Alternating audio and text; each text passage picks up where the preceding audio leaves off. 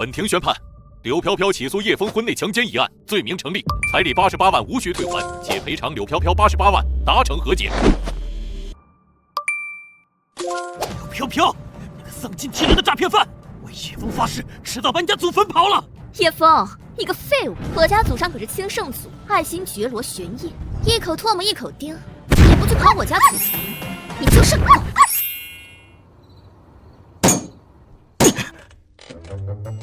我叫叶枫，是个穿越者，前身是个外卖员，花费全部积蓄88万娶了美女老婆，结果新婚夜竟然被狗强奸，又借高利贷88万买了对方的谅解书，现在钱一屁股债。我这是造了什么孽呀？穿越了拿到这样的人生剧本。好在我前世是个视频博主，剪辑视频的水平一流。爷爷，您孙子给您来电话了。叶枫，你欠我们公司88万，利息已经166万了，3天之内还不上，信不信我们找你美女老婆要？随便，要不要他地址啊？我发给你们。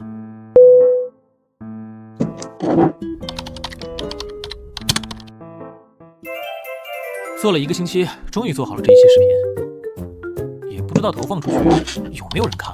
如果视频爆火，老弟也能走上人生巅峰，豪车美女、阳光沙滩，左拥右抱，狠狠打脸那个柳飘飘的 bitch。宿主，我是系统精灵如烟，恭喜你绑定了万界视频展示系统，宿主发布的视频可在历朝历代的天空中进行展示。系统穿越者标配，果然是最迟担当，老子要起飞了！不过我发布视频有什么好处？如果您发布的视频受到强烈关注，引起共鸣和讨论，视频观看者将可以对您进行打赏。打赏的物品可以直接变现吗？我现在最需要的是现金。当然可以。本系统可以为宿主提供一键变现功能，省去宿主的后顾之忧。不管是黄金古董服饰、珠宝美女，都能一键变现。喂，美女就不必变现了，直接给我送过来就行。像什么貂蝉啊、蔡文姬啊、大乔、小乔啊、征服武媚娘啊，我全都要。请宿主开始发布视频，获取更多好处。明白。真能让古人看到这些吗？不知道他们看到会是什么反应。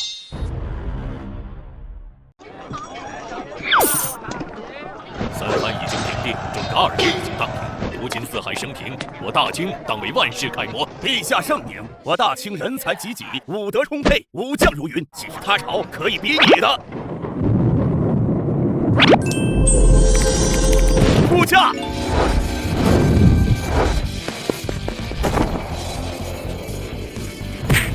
皇上在此，谁敢惊驾？陛下，这是神仙显灵，听上是有异象。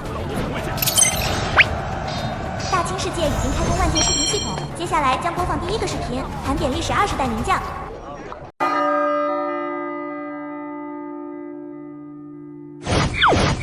大明世界已经开通万界视频系统，接下来将播放第1个视频，盘点历史20大名将。20大武将，不知道咱的哪个老兄弟能上这榜单？徐达、常遇春，还是朕的外甥李文忠呢？陛下，臣微末之功绩，岂能排进这历史前20大武将？陛下折煞臣下了。陛下，要是连徐将军都无法上榜，臣就更不可能了。两位不必自谦，朕甚是好奇，这历史排行第1的武将会是谁的部将？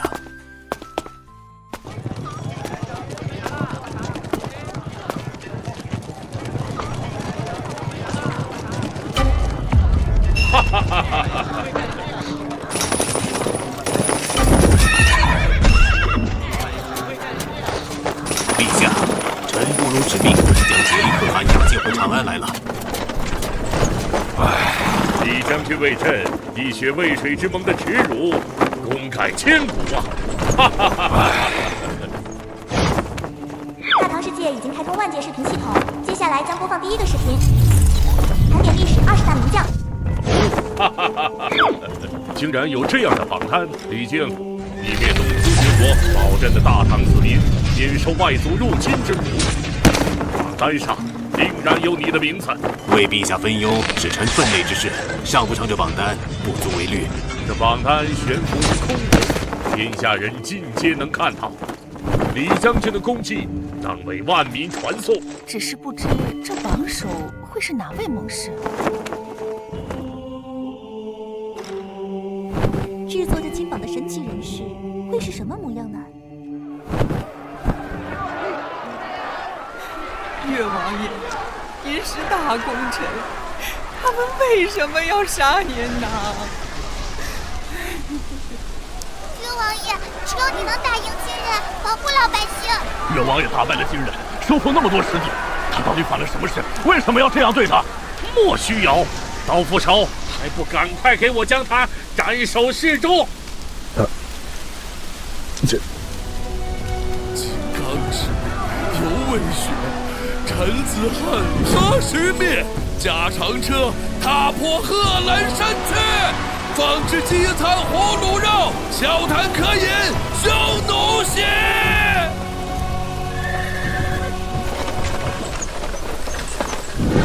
小，赶快斩首！谁敢抗旨不遵，朕连他一起斩！大宋世界已经开通万界视频系统，接下来将播放第一个视频，盘点历史20大名将。历史20大名将啊？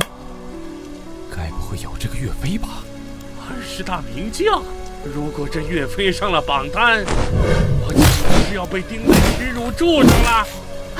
快看，历史20大名将，岳王爷打造永不可挡的岳家军，收复建康、襄阳等大片领土，功高盖世，定然会上榜。郾城之战中，岳王爷大破金军拐子马、铁浮屠，杀得金人抬不起头，这功劳足以上榜。名将不名将的无所谓了，只要能再杀金人，夺回故土，我岳飞何惜一死？子父，这两位是什么人？陛下，这是臣妾的嫁妆，我的弟弟卫青和外甥霍去病。人怎么可以当嫁妆呢？陛下不是一直在为匈奴的事情烦心吗？卫青和霍去病颇有武力，愿意为陛下分忧。子父，你多虑了。我大汉战将满盈，岂会畏惧匈奴？而且你的弟弟和外甥年纪尚幼，怕是不足以对付匈奴。请陛下放心，如果臣去打匈奴，定然让他们不敢渡过阴山。陛下，听说匈奴王庭在狼居胥山，臣的梦想是封狼居胥。你们两人口气不小啊！大汉世界已经开通万界视频系统，接下来将播放第一个视频，盘点历史20大名将。这是万界视频，历史上20大名将，也不知我大汉有没有名将上榜。20大名将，不知道有没有李广、李陵等人。这些人军功卓著，定然榜上有名。历史20大名将，好想上榜啊！如果上榜单，我死也愿意。呸！去病，别瞎说，什么死不死的。姨母说的对，不说死不死的。子父，你和你的弟弟随朕一起到大殿前，朕要与群臣一起看看这历史20大名将的榜单。臣妾遵旨。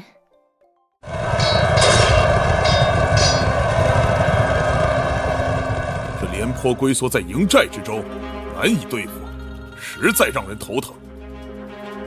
是啊，廉颇是赵国名将，虽然年事已高，但智勇双全。大唐世界已经开通万界视频系统，接下来将播放第一个视频，盘点历史20大名将。哦，历史20大名将，不知道会不会有我？大将军功勋彪炳，20大名将榜首，非大将军莫属。是啊，大将军用兵如神，打得六国抬不起头，一定是榜首。等榜单公布，自然知晓。不知道这第一位是我大清哪位名将？历史20大名将第20位，抗清名将李定国。李定国字宁宇，陕西榆林人，是明末清初杰出的抗清名将，为南明的抗清事业立下汗马功劳，被后世誉为南明擎天柱。永历6年，李定国率军出征，取得了南明抗清以来最辉煌的战绩，史称两绝明王。卫灵大捷，李定国率军进攻广西，对阵清军地南王孔有德，他巧用象阵冲锋，清军大败，孔有德走投无路，自焚而死。广西全境光复。衡阳大捷，清廷震惊，即派晋景亲王倪堪率领10万大军南下。李定国设伏于衡阳，诱敌深入，一战斩杀倪堪。这2场战役让清廷朝野震动，两绝明亡，天下震动，极大鼓舞了南明的抗清士气，收复了湘桂粤大片失地。李定国是汉族反抗、满清压迫的杰出将领，让我们记住他的杰出功绩，缅怀先烈。什么？第一个名将竟然是南明流寇？这算什么名将？怎么能与我皇叔父相比？皇上息怒，这才区20位而已，让给南明贼寇也未尝不可。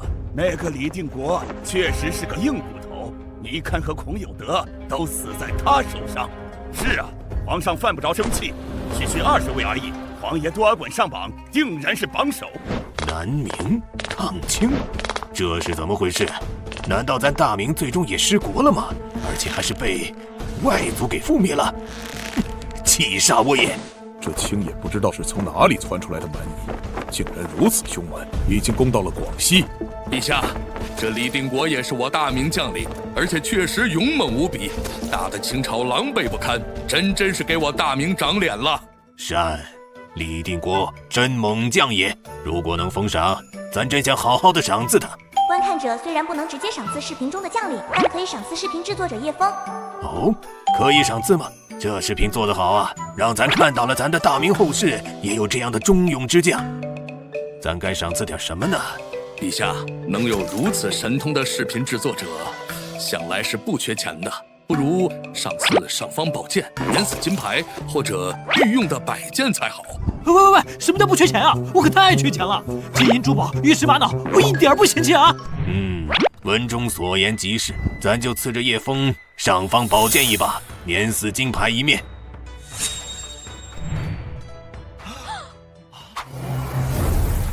这玩意儿可以先斩后奏，帽子叔叔也不认了。走，还是换钱吧。系统，快帮我变现吧！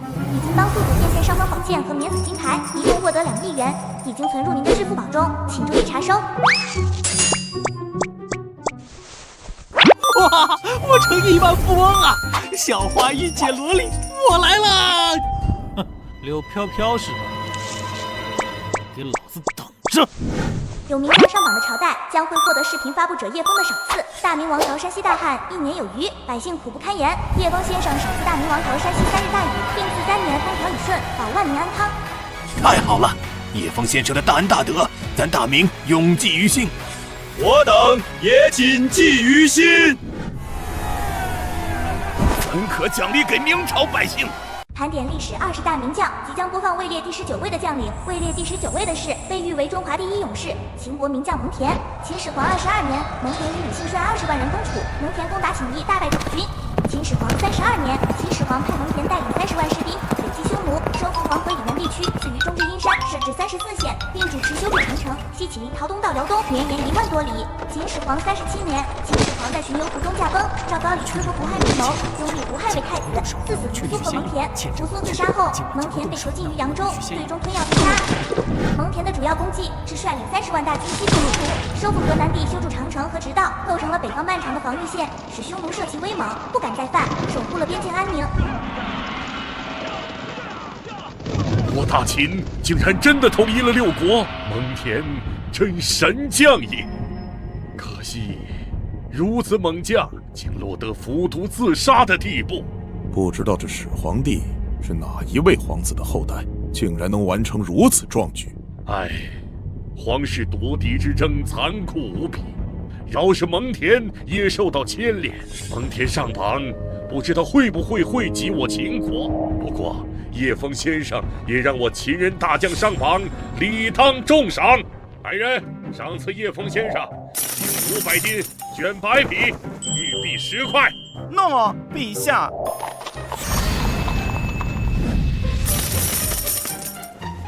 哇，发财了！系统，通通给我变现！好的，马上为宿主变现，一共为宿主折现30亿元，已存入宿主银行之中。应该赏赐秦国点什么呢？也不知道秦国需要什么。大王，我大秦连年用兵国内伤兵满营，不但不能生产，且糜费大量钱粮，不知道该如何是好。唉，真是让人头疼的事情。叶枫先生有赐，齐国境内伤兵全员康复。啊，这叶枫先生真神仙也！如此，本王多谢叶枫先生。多谢叶枫先生。盘点历史20大名将，即将播放位列第18位的将领。盘点历史20大名将，接下来即将播放位列第18位的将领。位列第18位的是明初开国功臣李文忠。叶枫先生真神仙也。洪武3年，李文忠以征虏左副将军身份出野狐岭，北征沙漠，降胡兴和守将，进兵察罕脑儿，擒获平章竹真。之后在白杨门处敌疲惫之际出兵，大破援军，生擒将领托烈火，俘斩援军上万人，还全击敌军至莽戈仓去撤军。洪武5年，李文忠参与第2次北征，率领东部军队回绥后，出率亲秦在普拉河击败远护师哈拉章，追击至撤。俘获原官数子孙及军士家属共1800余人，收降45000余人。期间在阿鲁浑河作战时，出战马仲介、下马挥剑人大破敌军，俘虏上万支援军。哎呀，太好了，咱的文忠侄儿真的上榜了。文忠侄儿好样的！叶枫先生真是谬赞了，恭喜李将军为我大明万世扬威。李将军上榜，实至名归。咱大明将领上榜，咱要好好的赏赐叶枫先生。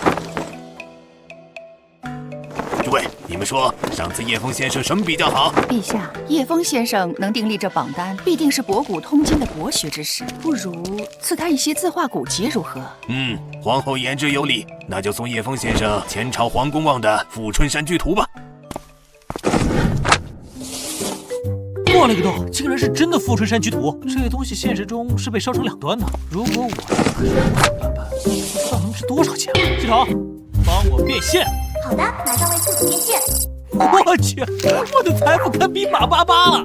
既然大明又有将领上榜了，我应该赏赐他们点什么呢？上一次叶枫先生帮我们摆平了一场旱灾，这一次不知道会赏赐咱们什么呢？陛下，湖广地区发生瘟疫，许多百姓病死，如今疫情还在蔓延，恐怕有传遍全国的风险呀！啊，竟然有这等事！大明皇帝末期，叶枫先生赏赐大明境内疫民相图，并保大明3年内再无疫情，保万民安康。哎呀，叶枫先生真是及时雨呀！多谢叶枫先生。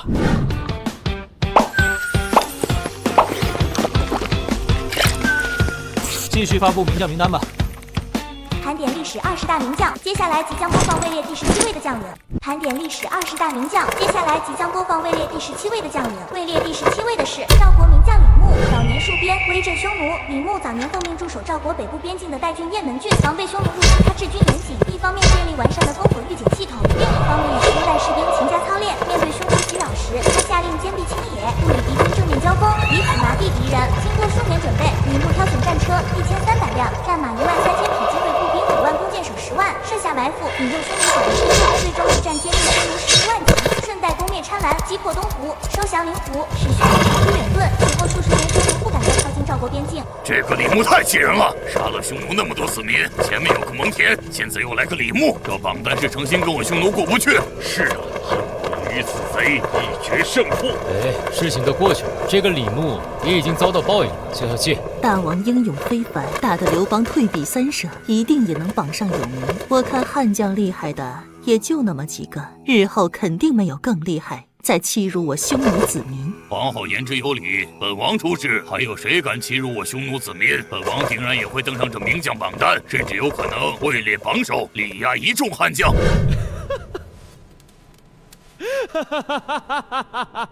也不知道冒顿单于看到灭匈奴王朝的卫青霍去病会是什么反应。因为受命抗击前秦战国末期，秦国加快统一6国的步伐，赵国成为秦军的主要进攻目标。在赵国接连损兵折将的危局下，李牧被调回朝中，率军抵御秦军秦王政14年。秦军主将还以率军攻赵，李牧采用避其锋芒，不敌师傅围歼追兵的战术，在肥下大败秦军，还以兵败逃亡燕国。李牧因功被封为武安君。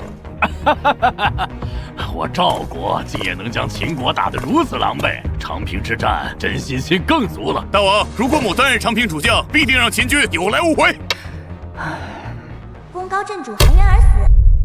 盘点历史20大名将，接下来即将播放位列第17位的将领。位列第17位的是赵国名将李牧，功高震主，含冤而死。秦国忌惮李牧的军事才能，遂使用反间计，派人收买赵国权臣郭开，让其在赵王卿面前诬陷李牧谋反。昏庸的赵王谦听信谗言，派人夺取李牧兵权，随后将其杀害。李牧死后仅3个月，秦军主将王翦便率军攻破赵国都城邯郸，让王翦赵国灭亡。后世史家多认为李牧之死是赵国覆灭的关键转折点，他的军事谋略和治军能力推崇。没想到小小的赵国竟然还有这样的名将。是啊，可惜赵王不能彻底信任你，国家的中流砥柱就被他们自己逼死了。不过从这里可以一窥未来，我秦国最终灭了赵国，我秦国的统一大业最终完成了。恭喜大王，贺喜大王！李牧将军真让人敬佩，匈奴在他面前简直不堪一击。陛下若得李牧，何愁匈奴不破？我要向李牧将军学习，将来直捣匈奴狼穴，舅舅如果打匈奴，去并列为先锋。天道人心，降金榜，一人息15，逢此时。如果我大汉百姓能得到叶枫先生赐福，那该多好啊！姐姐就不好奇叶枫先生长什么样吗？李牧将军果然骁勇。良民出生罢了，怪不得叶枫先生这些盟排在第17位，若是我帐下系里愣祖茂，必定位列前10。倘若我汉家有此猛将，何惧斗卓？李牧将军如此攻击，秦国的这般凄惨的下场，实在是让人乐怀叹息。何时才能到回报？温侯莫要着急，如今不过第17位。温侯如果上位，定然是前10之列，甚至前3、前5了。华将军言之有理，兴许是我太过急躁。叶枫先生竟然能凭空造出如此生猛景象，实在是令人惊叹。不知道叶枫先生是如何能的？女儿在想心事吗？女儿见过父亲，女儿在想叶枫先生到底是什么样的人，长得又是何须模样。看来我的女儿长大了，想嫁人了。确实，也唯有叶枫先生这种仙人，才配得上我天仙般的女儿。父亲，女儿要一辈子侍奉您。我赵国竟然也有大将上榜？是啊，抗秦暴秦还得靠我赵国。你们没看到赵国最后被攻破了都城，亡国了吗？后世子孙竟然如此昏庸，如此良将竟然也杀。前人惯用反间计，如今诸位大臣对廉颇的威胁，会不会也是？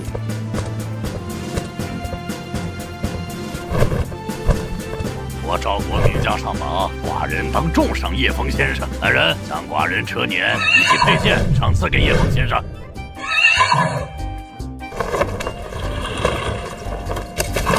我了个豆，赵王的赏赐还真是实用啊！系统，我不想变现，会违法吗？系统无法为您解答，宿主可以不变现。不舍得变现呀！留着，这还买什么劳斯莱斯啊？直接开这个出去，回头率不得碾压劳斯莱斯几10倍啊！该赏赐点什么给赵国呢？大王，我赵国好几个郡已经干旱好几个月了，不如向叶枫先生求一场雨吧。不知陛下意下如何？就是不知道叶枫先生能否做到了。叶枫先生，按您的规矩，如果有名将上榜，国家将获得奖励。我赵国连月干旱，能否请叶枫先生送我们一场雨呢？叶枫先生已经同意了。神奇！叶枫先生简直太神奇了。是的，叶枫先生真是神仙在世啊！已经发布4位名将，为何我大清没有一人上榜？陛下，下一位一定是我大清将领。盘点历史20大名将，接下来即将播放位列第16位的将领。位列第16位的是王翦。王翦平阳东乡人，战国末期秦国名将，是秦始皇统一6国的核心军事统帅。除韩国外，其余5国均由他以子王被主导攻灭。重封武成侯为琅琊王氏、太原王氏师祖。公元前236年，王翦率军攻赵齐，一登9城，拉开以及战争序幕。公元前228年，王翦是反间计出李牧，破邯郸扶赵王迁，赵国灭亡。王翦，我赵国最终是被此人所灭了，真是可恶！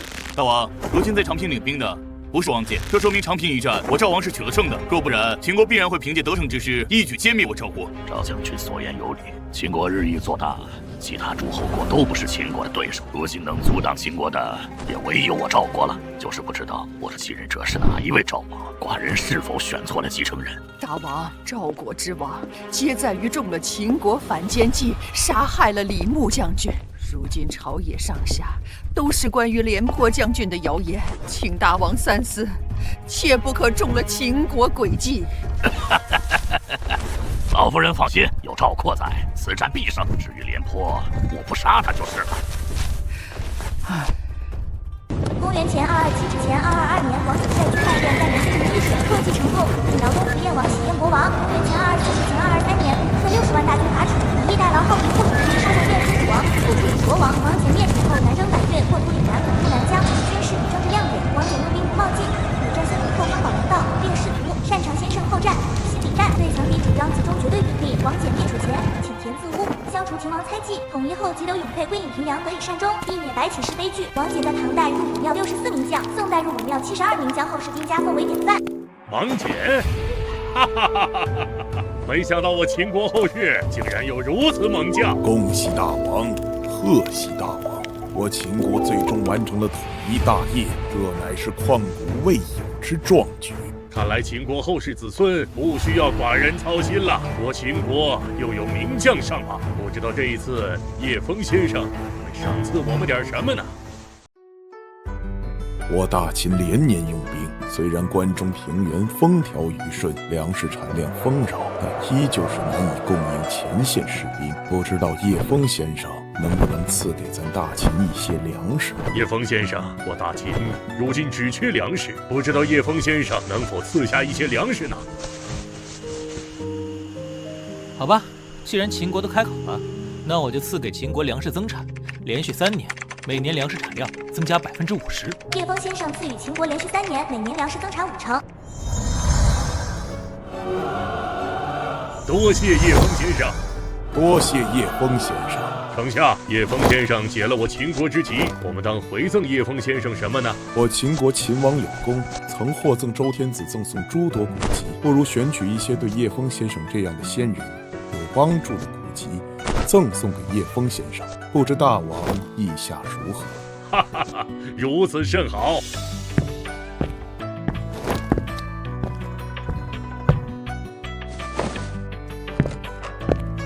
叶枫先生，寡人一点薄礼，请先生笑纳。秦王赠送宿主修仙典籍3卷，是否一键修炼，亦或者直接变现？修仙典籍？没想到秦王的赏赐这么给力，想来也合理。周朝之前确实有很多炼气士存在，这玩意儿怎么能变现？系统，我要一键修炼。好的，马上为宿主一键修炼。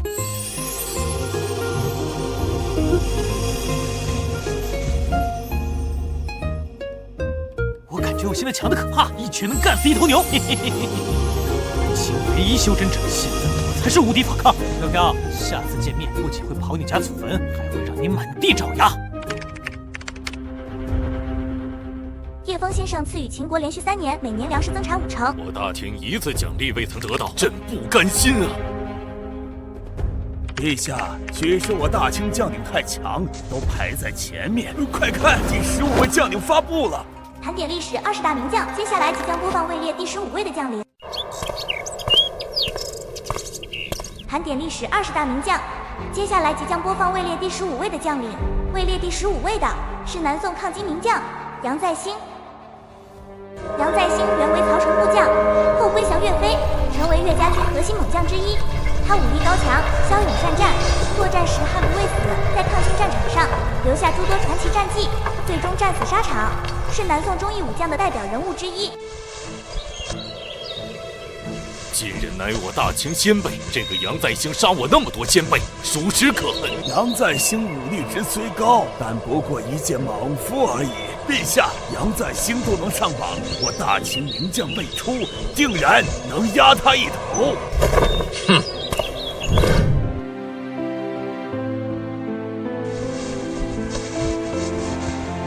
杨再兴的主要战绩如下：归降前单骑冲阵，威震岳家军。杨再兴早年依附于割据江淮的曹城，岳飞率军征讨曹城时，杨再兴在战斗中击杀岳飞部将韩顺夫以及岳飞之弟岳帆，后曹城兵败，杨再兴被俘，岳飞惜其勇武，不计前嫌，将他收归麾下。这金人是不是也像我大汉草原上的匈奴人一样？杨再兴一人一枪，差点生擒敌酋，当真是永不可当。似乎我华夏，不管朝代如何更迭，总有一个蛮夷会来骚扰他。不管什么蛮夷，胆敢冒犯我华夏，赶尽杀绝了便是。不知何时才能有我大汉名将上榜啊？是啊，我大汉自先祖高皇帝开始，名将如云，就是不知何时能位列这历史20大名将榜单之上。陛下勿扰，我大汉名将必然在前10之列。子夫所言是极，我大汉名将又岂会落后呢？随军北伐，屡破金军。随军北伐，屡破金军。归降岳家军后，杨再兴跟随岳飞参与北伐抗金战事。在攻打伪齐政权与金军联军的战斗中，他多次担任先锋，冲锋陷阵，率军攻克多地，击退敌军重兵防线，为岳家军收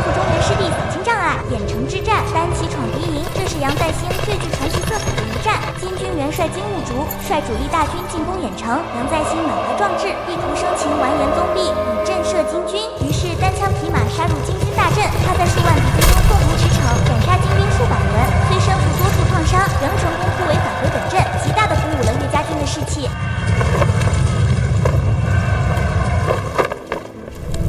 杨再兴果然是悍勇之将，杀的这些蛮族有亏卸甲。不过这些蛮族当真可恶，每每趁我中原内乱劫掠骚扰。对杨再兴不过平民出身，怪不得难入榜单前列。我想榜单前10定然是给官宦之家出身的武将准备的。公路之言太过荒谬，叶枫先生能跨越古今做出这历史20大名将榜单，岂会看重区区家世？是啊，叶枫先生神人也，定然只看重武将本身能力。只是杨将军死的凄惨，让人忍不住垂泪。玄德，莫要太过悲伤。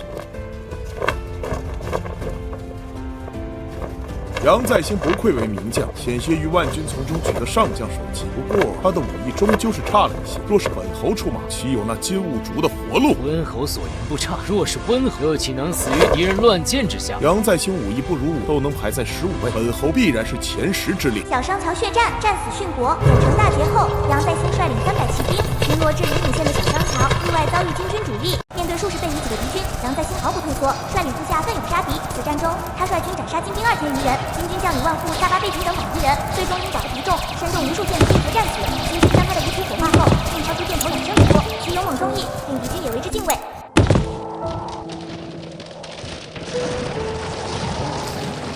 再兴，这榜单你当之无愧呀！只恨我不能再上阵杀金狗，替你报仇。这硬骨头也能上榜，真是晦气！我大宋安宁都被这些莽夫给搅扰了。哎呀，没想到我大宋还有名将上榜，只怪金国人太厉害。我大宋想要维持和平已经是千难万难，更何况收复失地了。杨将军为我大宋真是鞠躬尽瘁。慢，跟金狗拼了！老子现在就参军上阵杀金狗！真是无知的草民，金人岂是那么好杀的？哎，不管怎么说，终归是我大宋名将上榜了。丞相，你说说，朕该赏赐什么给叶枫先生呢？陛下，人生在世不过财色2字，我看赏赐叶枫先生黄金1万两，美女100人，不知陛下意下如何？叶枫先生乃是神人，我看黄金加到10万，美女就算了，凡女岂能入得了叶枫先生的法眼？嘿嘿，陛下圣明。不要！喂，你个死赵构，我怎么就看不上凡女了？那可是能接受3的古代美女啊！哎，算了，美女100人，我这身子骨怕是扛不住啊。宋高宗赵构打赏宿主黄金10万两，是否为宿主折现？系统，不折现能给我储存吗？黄金这可是保值之王，不折现绝对不折现。可以储存在宿主个人空间，可随时提取或变现。发财了！南宋百姓被金狗折腾得那么惨，应该赏赐点什么给他们？就送他们战马忧郁秘术吧。叶枫先生赏赐南宋战马忧郁秘术，南宋将产生出一批耐力、速度、爆发力顶尖的2种战马，适配骑兵组件，且不易染病。秘术已经发放到军中马师脑海中，望南宋将优良马种传承。这可太好了！我大宋与金人相比，弱点就在骑兵上。如今有了这御马秘术，我大宋铁骑必然能再上一个台阶。哎呀，我当是什么好东西了？这不是还得跟金人打吗？倒不如赐下铜墙铁壁，阻挡金人。哇，太好了！有了这些2种战马，我大宋骑兵再也不用怕金狗了。不知道岳王爷会不会上榜啊？希望岳王爷上榜后，皇上能赦免了他。战马忧郁秘术，如果我蒙古部落获得此等秘术，岂不是要踏遍全世界？是啊，没想到竟然被宋人得了去。我蒙古部族必然也有名将上榜，将来叶枫先生所赐的好处只会更多。这边，你是我蒙古部最致命的神箭手，应该有机会上榜啊。是啊，哲别将军、苏不台将军都有希望上榜，而且排名应该会很高。到时候不知道叶枫先生会赏赐我蒙古部族什么好东西呢？战马忧郁秘术，杨再兴为大宋带来了莫大好处啊！怪不得金国后来被宋蒙联军所灭。叶枫先生的赏赐真是能逆转一国战力，堪称夺天地造化。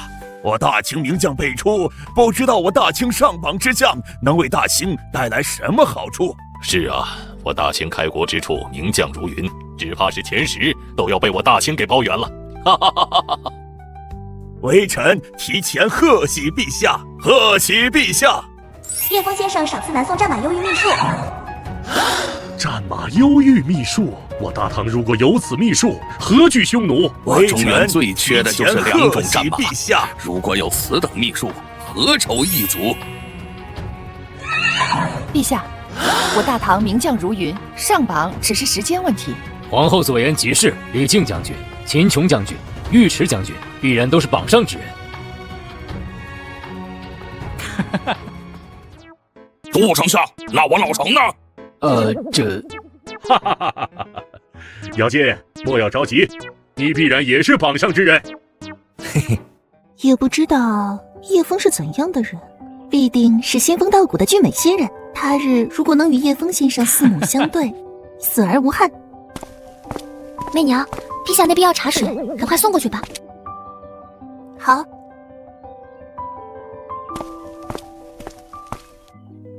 战马忧郁秘术，如果被中原人掌握了此等秘术，那我草原民族的优势将荡然无存。单于，我匈奴名将颇多，也有希望入这名将榜单。到时候，叶枫先生的赏赐只会更好。是啊，我匈奴纵横草原，纵使大汉天子也被我们打败，何愁不能上榜？白登之位，若不是单于您宅心仁厚，那刘邦必然我等所擒。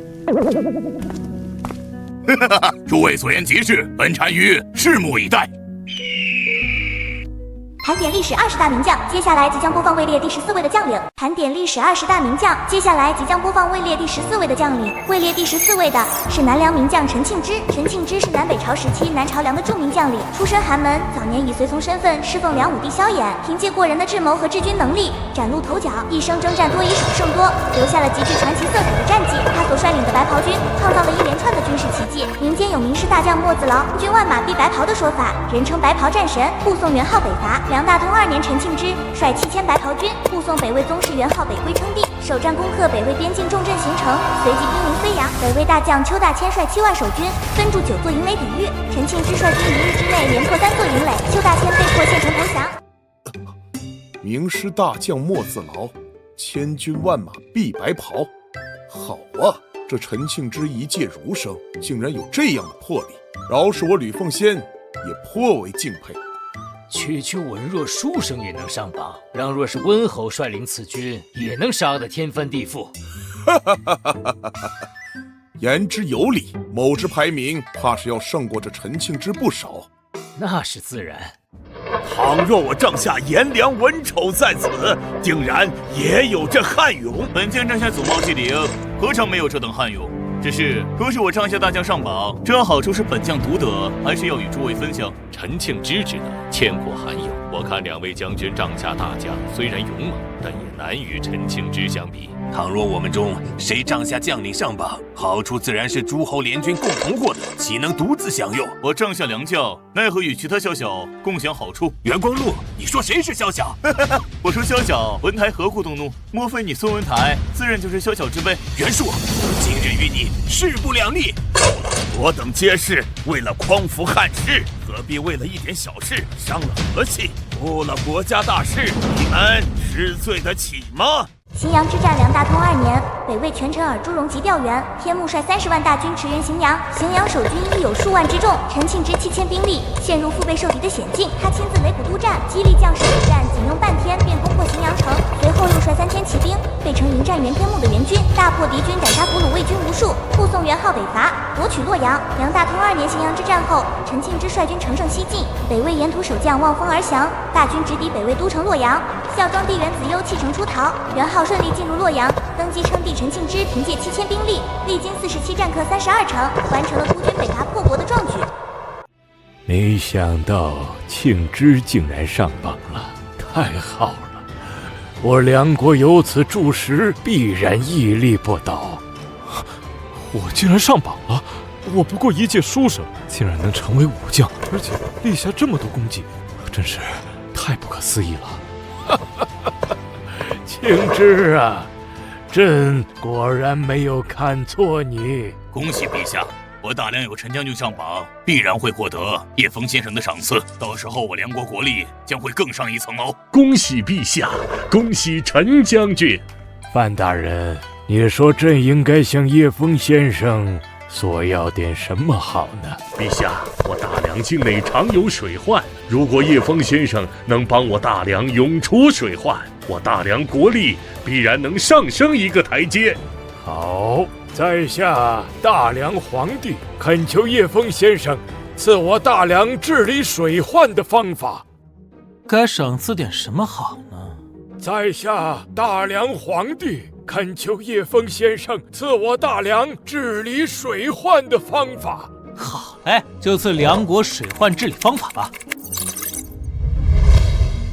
叶枫先生赏赐梁国全境水患治理方案，包含境内所有江河的治水图纸，标注堤坝修建位置、河道疏浚路径，可直接落地施工。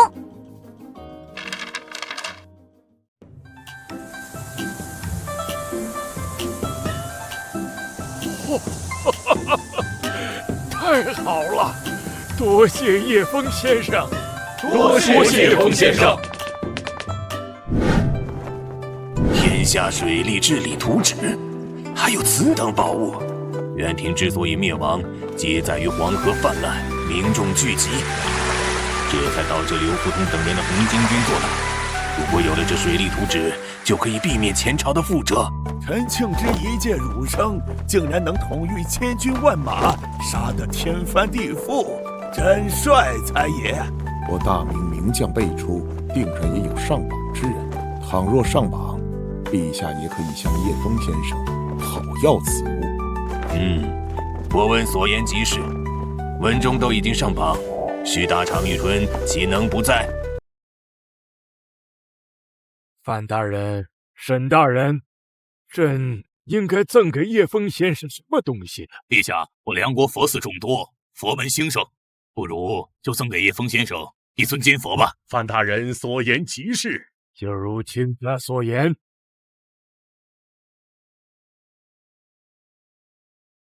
朕赠送叶枫先生金佛一尊，请叶枫笑纳。哎呀，叶枫先生真是神仙手段呢！梁武帝还真是大方，这尊佛像竟然用了2吨黄金，加上工艺，足足让我赚了100亿，发财了，发财了！飘飘，他给我打电话干什么？叶枫，上次的事情，你以为就这么过去了吗？哼，没门儿！这个臭女人又出什么幺蛾子？先录音取证再说。柳飘飘，你想怎么样？叶枫，3天之内你不给转100万，我就继续告你强奸。柳飘飘，你没完了是吧？88万就想把老娘打发了，你想得美！我警告你，3天之内不转钱，你就等着帽子叔叔上门吧。有多远给我滚多远！100万是吧？敲诈勒索，等我忙完了跑单，有100种方式整死你。盘点历史20大名将，接下来即将播放位列第13位的将领。盘点历史20大名将，接下来即将播放位列第13位的将领。位列第13位的是大唐名将秦琼。秦琼字叔宝，齐州历城人，是隋末唐初的著名猛将，位列凌烟阁24功臣之一，以勇武善战、重义守信闻名于世。秦琼早年投身隋军，先后追随来护儿张须陀等隋将，参与平定各地叛乱。他在征讨农民越起义时，曾与罗士信率1000人奇袭敌军大营，一举击破数万起义军，凭借此战威名凸显。后来张须陀战死于讨伐瓦岗军的战役，秦琼转而依附裴仁基，不久便随裴仁基归降瓦岗寨，得到李密的重用，被任命为帐内骠骑统领精锐部队。秦琼，叔宝竟然上榜了！哈哈哈哈哈！朕就知道，朕就知道。多谢叶枫先生抬爱，恭喜啊，秦将军！老秦，你上榜了，我老程怕是也有机会了。老秦，恭喜呀！李密与宇文化及在平山展开大战时，李密一度身陷重围，秦琼率部拼死冲杀，不仅救出李密，还击退宇文化及的大军，稳住了瓦岗军的阵脚。瓦岗军败亡后，秦琼等暂归附王世充，因看不惯王世充的狡诈品性，便与程咬金等人在两军阵前弃王王室冲而去，投奔李渊麾下，此后被李渊分配到秦王李世民帐下效力。连秦叔宝都能上榜，看来朕的皇叔必然是榜上之人。请陛下放宽心，我大清猛将如云，当初入关夺取明朝天下，杀得名将丢盔卸甲，这才罢有神州。此等丰功伟绩，叶枫先生自然是看在眼里的。左大人所言极是，我大清铁骑所过之处，名将无不是丢盔卸甲，这等功绩千古罕有。叶枫先生通晓古今，自然明白。哈哈哈哈！两位爱卿所言是极。在虎牢关之战中，秦琼率部冲锋，助力李世民大败窦建德的10万大军，为平定中原立下赫赫战功。归附李唐后，秦琼成为李世民的得力战将，跟随其南征北战，每逢战事必冲锋陷阵，常于万军之中犬将首级，震慑敌军。在虎牢关之战中，秦琼率部冲锋，助力李世民大败窦建德的10万大军，为平定中原立下赫赫战功。玄武门之变时，秦琼参与其中，助力李世民夺取地位。李世民登基后，秦琼因常年征战，身负重伤，疾病缠身，逐渐淡出朝堂。于贞观12年病逝，死后获赠徐州都督。陪葬昭陵后，又被追封为护国公。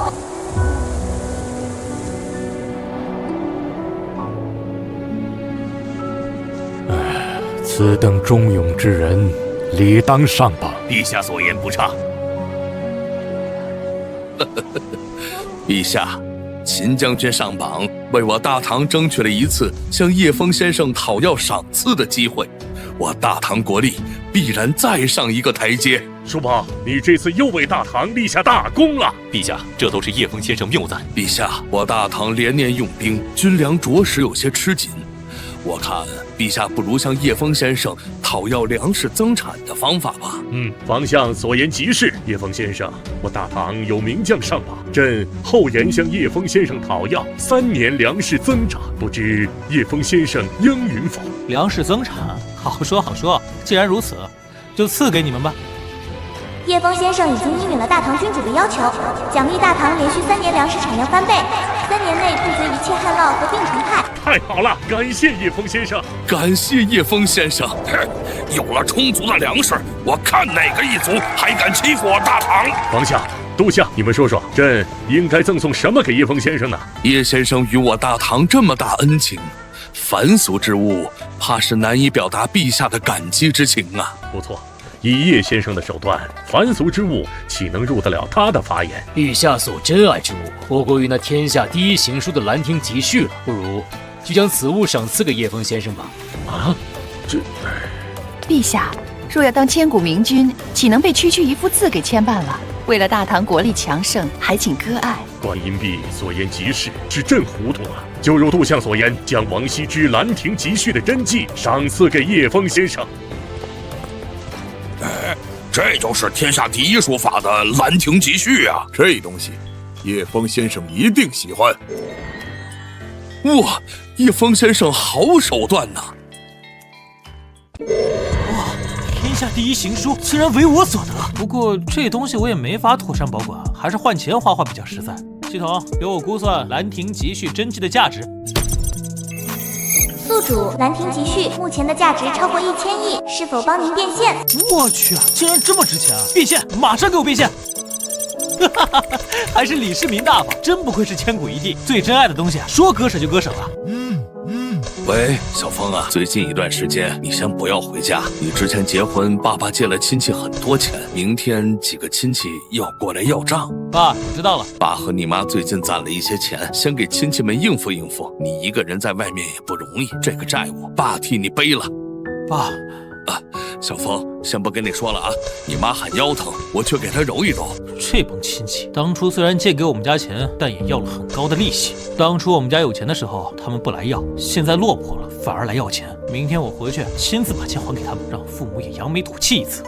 大唐获得了连续3年粮食增产，我大清如果有武将上榜，朕要跟叶枫先生索要民心凝聚力提升，让天下百姓对我大清王朝无比认同，忠诚度大幅提高，盗匪绝迹，叛乱发生率降至0。陛下英明。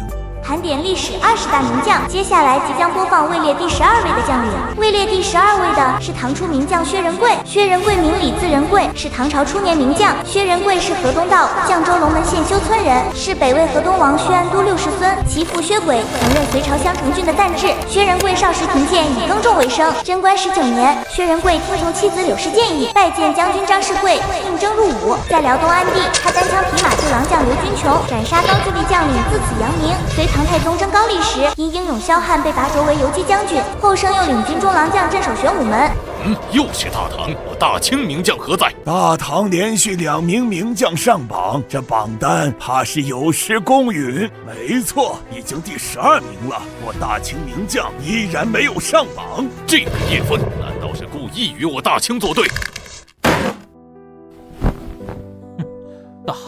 大清，你们莫非想作死？3箭定天山，薛仁贵奉命治理辽东，在贵端城大破高丽军，斩首3000人。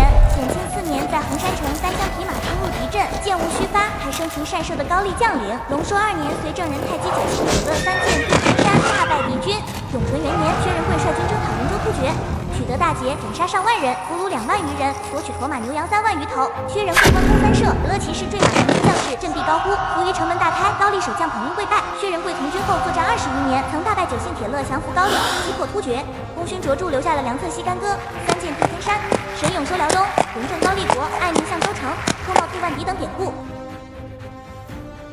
将军3箭定天山，壮士长歌入汉关。好，这个薛仁贵有勇有谋，不愧是上榜之将。薛仁贵一己之力南征北战，为国家立下了不世之功。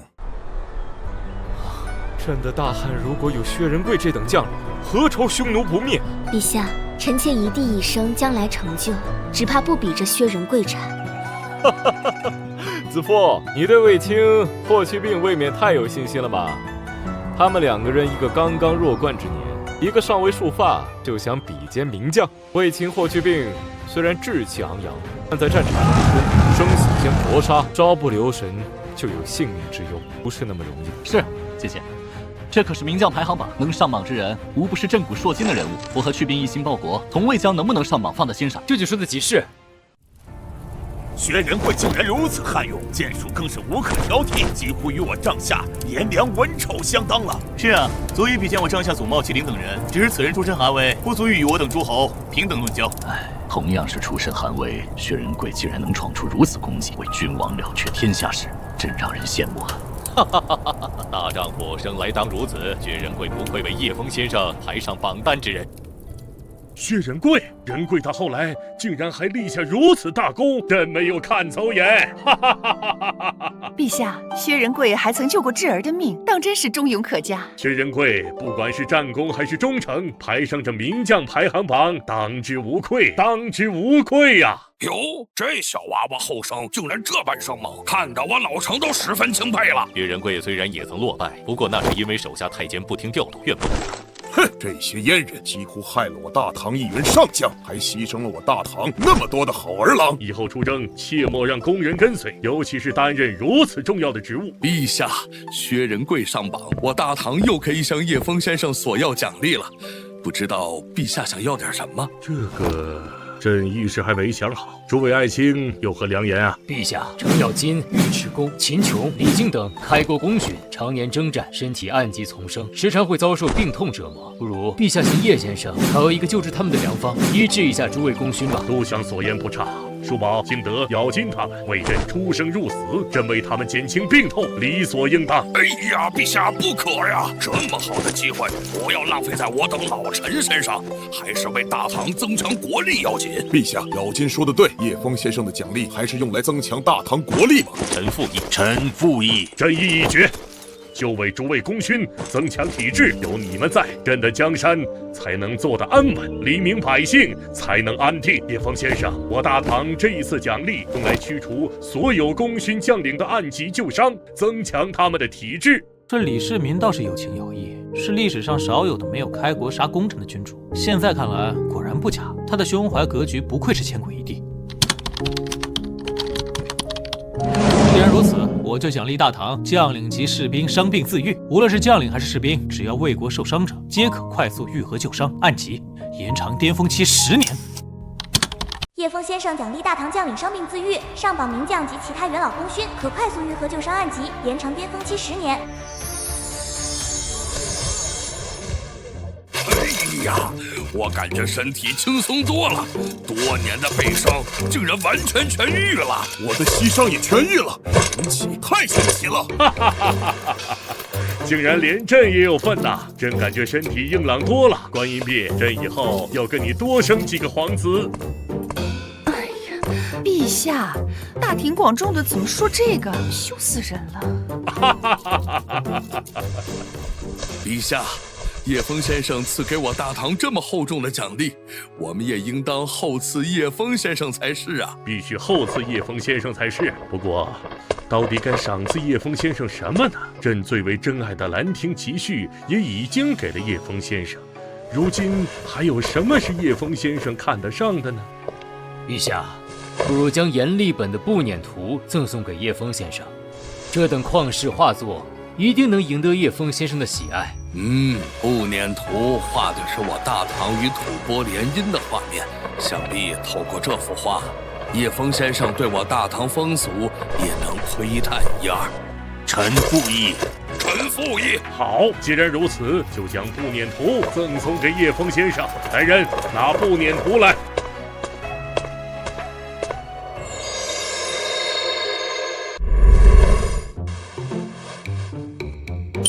皇帝奖励宿主阎立本的步辇图1卷。这就是步辇图，华夏10大名画之一，以前只在历史课本上看过，不知道这东西能卖多少钱啊？系统，这东西卖了以后会流到国外吗？通过本系统卖出后，只会在国家级博物馆内。不卖，等我凑够了宝贝，自己开个博物馆。真迹啊，先收入个人空间吧。明天回老家得把场面撑起来。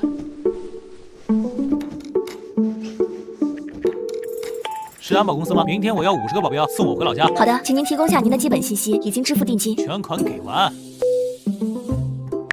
我要订50辆劳斯莱斯。姐夫姐，当初你们找我借钱给叶枫结婚，现在婚都离了，这钱也该还了吧？姐，我们这钱放在外边，都给我们算3分利息呢。姐夫姐，你们就行行好，把我们的钱还了吧。哎呀。各位弟妹，叶枫这孩子老实，又被那个女人给坑了，现在家里实在拿不出这么多钱，你们看能不能还还？是啊，弟弟妹妹们，我跟你姐夫会尽快打工给你们还钱的，你们给我们一点时间。姐夫姐，现在这个社会，时间就是金钱，我这钱不管放在哪里都是有利息的。姐夫姐，欠债还钱，天经地义。你们该不会是想赖账吧？大妹，你说什么呢？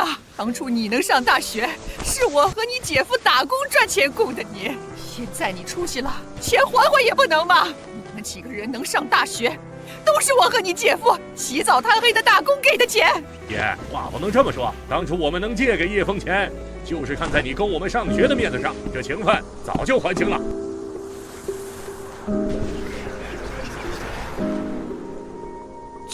这是劳斯莱斯50辆，这是世界首富来了吗？要是能认识这样的土豪，让我当狗都愿意。村里怎么会有这种土豪？哎，老婆，我怎么看车里坐的人像小枫呢？别瞎说，小枫怎么可能坐得起这种车？这是小枫，真是小枫，小枫出息了。这怎么会是叶枫？他不是个被骗了钱的穷小子吗？不可能啊，一定是我眼花了。叶枫这小子该不会是故意装穷考验咱们的吧？爸，这些年你辛苦了，这是给你和妈妈的2亿零花钱。2亿！我操，这叶枫出手也太豪气了吧！2亿零花钱，把我卖了也卖不出这么多钱。哎呦，太有钱了，太有钱了！我这外甥太土豪了。大舅、二舅、大姨、二姨，这是欠你们的88万，外加88万的利息。嘿嘿，小芳，我今天来就是走亲戚的，没有要钱的意思，你别误会啊。哎，对，哎，我们是来走亲戚的，哪里是要账啊？小枫啊，这钱你拿着吧，这是大姨给你结婚的随的份子钱。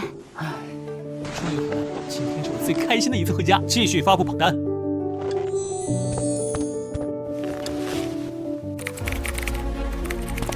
盘点历史20大名将。盘点历史20大名将，排在第11位的是飞将军李广。李广是西汉名将，出身将门，先祖为秦将李信。他一生与匈奴大小70余战，骁勇善战且技术超群，因行军迅捷，作战勇猛，被匈奴称作汉之飞将军。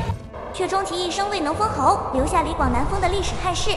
其中勇爱兵的形象深入人心，千古流传。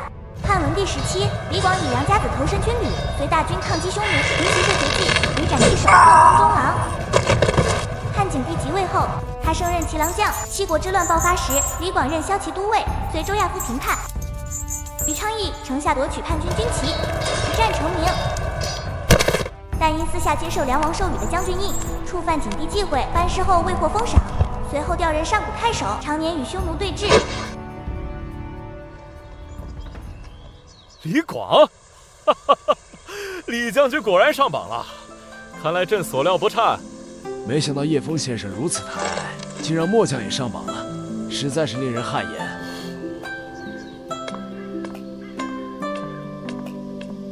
李将军，你镇守漠北，杀了匈奴数年不敢犯边，使我大汉百姓得以安居乐业，上名将排行榜，实至名归。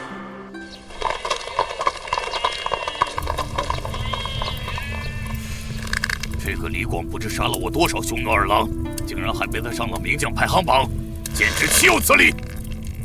单于，您杀的大汉名将抬不起头，饶是汉高祖刘邦都被您所围困，这李广都能上榜，单于必然也能上榜。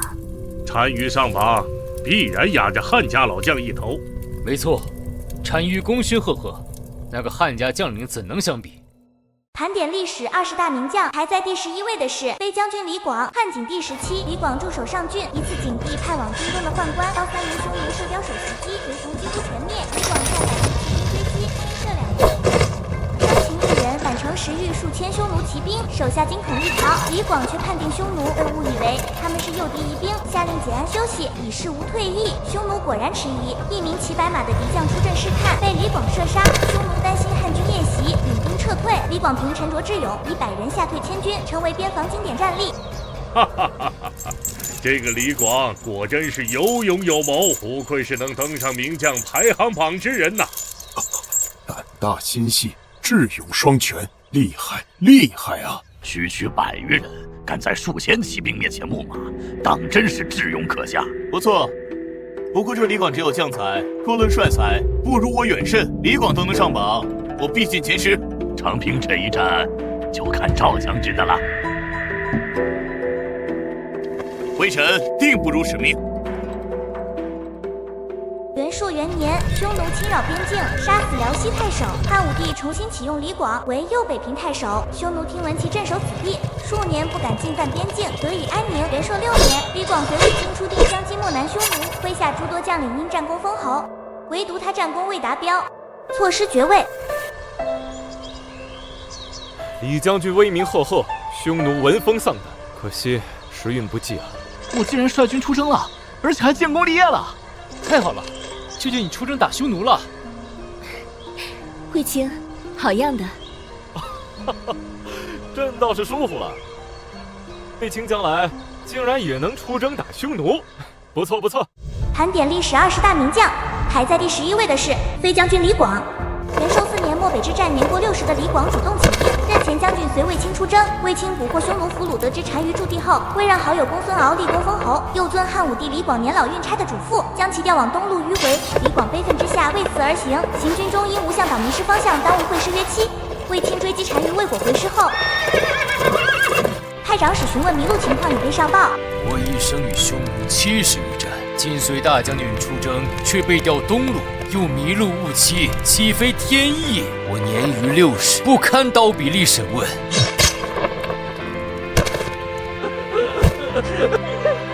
李广爱兵如子赏赐，全部分给部下，与士兵同吃同住为官40余年，家无余财，虽终身未封侯，但飞将军的威名与忠勇事迹流传千古，为后世敬仰。啊！这李将军竟然……我李广纵横沙场几十载，到头来竟然落得如此田地。唉，未来竟是如此。李广将军太冤枉了，罪不至死啊！什么叫年老运差？这天子太过昏庸了。哎呀，赶紧住口吧，被人听了去要灭九族的。哼，这个刘彻太不像话了！王翦老迈，在我秦国依然能指挥60万大军，李广却被贬，年老运差。帝王心思难测，只叹老将军运气确实差了点儿。哼，这个刘彻分明是任人唯亲，什么年老运差都是借口。哎，老骥伏枥，志在千里，但又有几人能信任老骥呢？李广将军为大汉鞠躬尽瘁，到头来落得自刎的下场，倒真是引人唏嘘。后世有李广难封的感叹，果然是造化弄人呐。大汉朝有名将上榜，可向叶枫先生索取一份奖励。李将军，朕无心之事，请将军莫要寒心，日后定然重用将军便是。多谢陛下，臣定当为大汉效犬马之劳。陛下，李广将军上榜，又为我大汉争取了一份奖励，陛下想要点什么呢？陛下，我大汉骑兵不如匈奴，但匈奴锻打技术却落后于我们。微臣建议，不如向叶枫先生索要冶铁技术，加强我大汉甲胄兵器之力。李将军所言不差，就依卿家之言。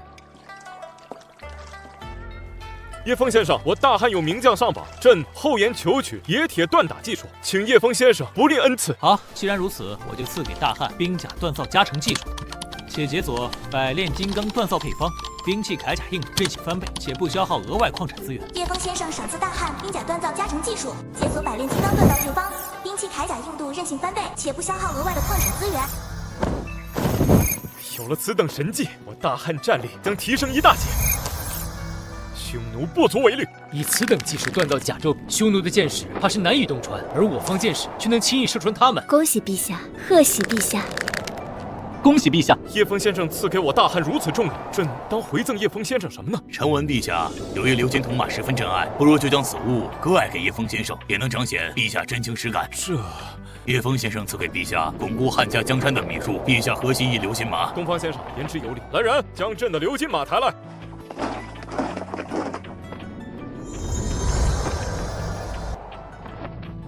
汉武帝刘彻赠与宿主刘金铜马1匹，是否现在提取？提取。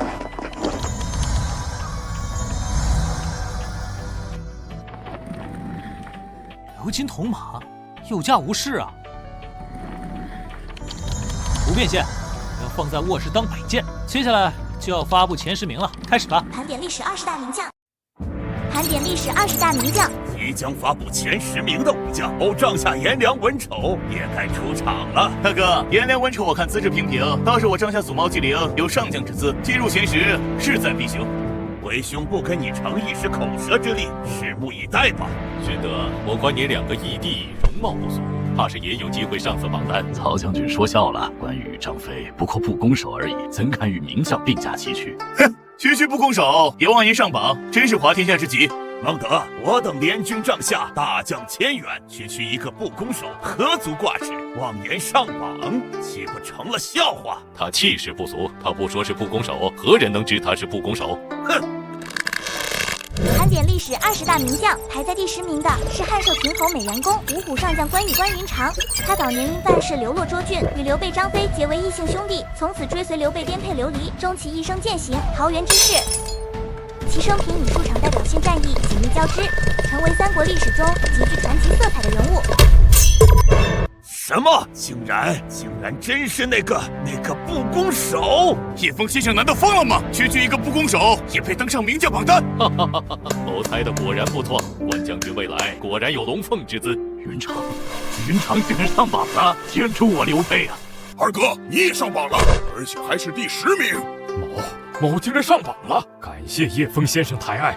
我乃河套名将，竟然榜上无名，而这个卖绿豆的竟然上了名将排行榜，简直岂有此理！我堂堂偏将都没上榜，这匹夫何等何能？竟有我朝武将上榜，叶枫先生还是念及我东汉百姓的。也不知叶枫先生是何等风采。如果能见到叶枫先生，我定要嫁给叶枫先生。咦，妹妹，女孩子家怎么能说这么羞人的话？快闭嘴！哈哈哈哈！如果叶枫先生能润泽我大汉百姓，我2个女儿同嫁叶枫先生，又能如何？爹爹，不出朕所料，寿亭侯忠勇俱佳，有勇有谋，上榜并不意外。关羽水淹七军，战庞德，抚于禁，威震华夏，能上榜也是实至名归。关羽之忠义，乃万世之楷模，只此一项，就当入这榜单。我大清赤峰的关胜爷爷上榜了，哈哈哈哈哈哈！关胜上榜，实至名归。顺治爷亲封的武圣，岂有不上榜的道理？关胜能上榜，皇爷多尔衮必上榜无疑了。又岂是一个皇叔父呢？我大清前时，怕是也要占据半壁江山了。盘点历史20大名将，第10名汉寿亭侯关羽，白马之战，这是关羽归降曹操期间的成名之战。建安5年，袁绍派大将颜良围攻白马，曹操派张辽与关羽为先锋驰援，关羽望见颜良麾下，策马冲入援军万军之中，于万众之内击杀颜良，斩其首级，而还原军诸将无人能挡，白马之围遂解，此役让关羽万人敌的威名响彻天下，曹操也因此上表封其为汉寿亭侯。什么？我帐下大将颜良被这个不攻手给斩了？这怎么可能？区区不攻手，竟如此勇猛！两位只以出身论英雄，岂不闻英雄不问出处？二弟忠义至死，刘备何以为报啊？这厮竟然这般厉害，难道真是被埋没的千里马吗？哎呀，我朝竟有如此勇将，幸得叶枫先生发掘。如果能惠泽我大汉子民，我真意就是将女儿嫁给他又何妨？父亲，您怎么能说这样的话？羞死人了！怎么不愿意吗？愿意。后世我大汉竟然如此混乱不堪，起义军四起，诸侯割据。陛下，这些都是数百年后的事情了。殷商西周也有没落的一天，此乃自然周期，人力不可抗拒。东方先生所言极是。盘点历史20大名将，第10名汉寿亭侯关羽。赤壁之战是奠定三国体系格局的关键战役。关羽在此战中，军配合登陆率领火烧东京战船，此役中关羽念及旧情，放走曹操。战后刘备趁机夺取荆州南部四郡，关羽则奉命镇守江北要塞，阻挡曹操南下的锋芒，为刘备集团站稳脚跟，立下汗马功劳。我竟然会被东吴小辈和刘备打败，元昌终究念及旧情，放了我一马。刘备竟然也能抗衡曹操！备决战，我袁绍呢？袁术呢？其他诸侯安在？三国鼎立，曹孟德可能只许范鲁的，竟能发展这么壮大，荆州不是刘表的地盘吗？刘表何在？周瑜，他不是我儿的总角之好吗？东吴尽大孙子其志，我不是周瑜辅佐于我，想我孙坚将来也是割据一方的诸侯了。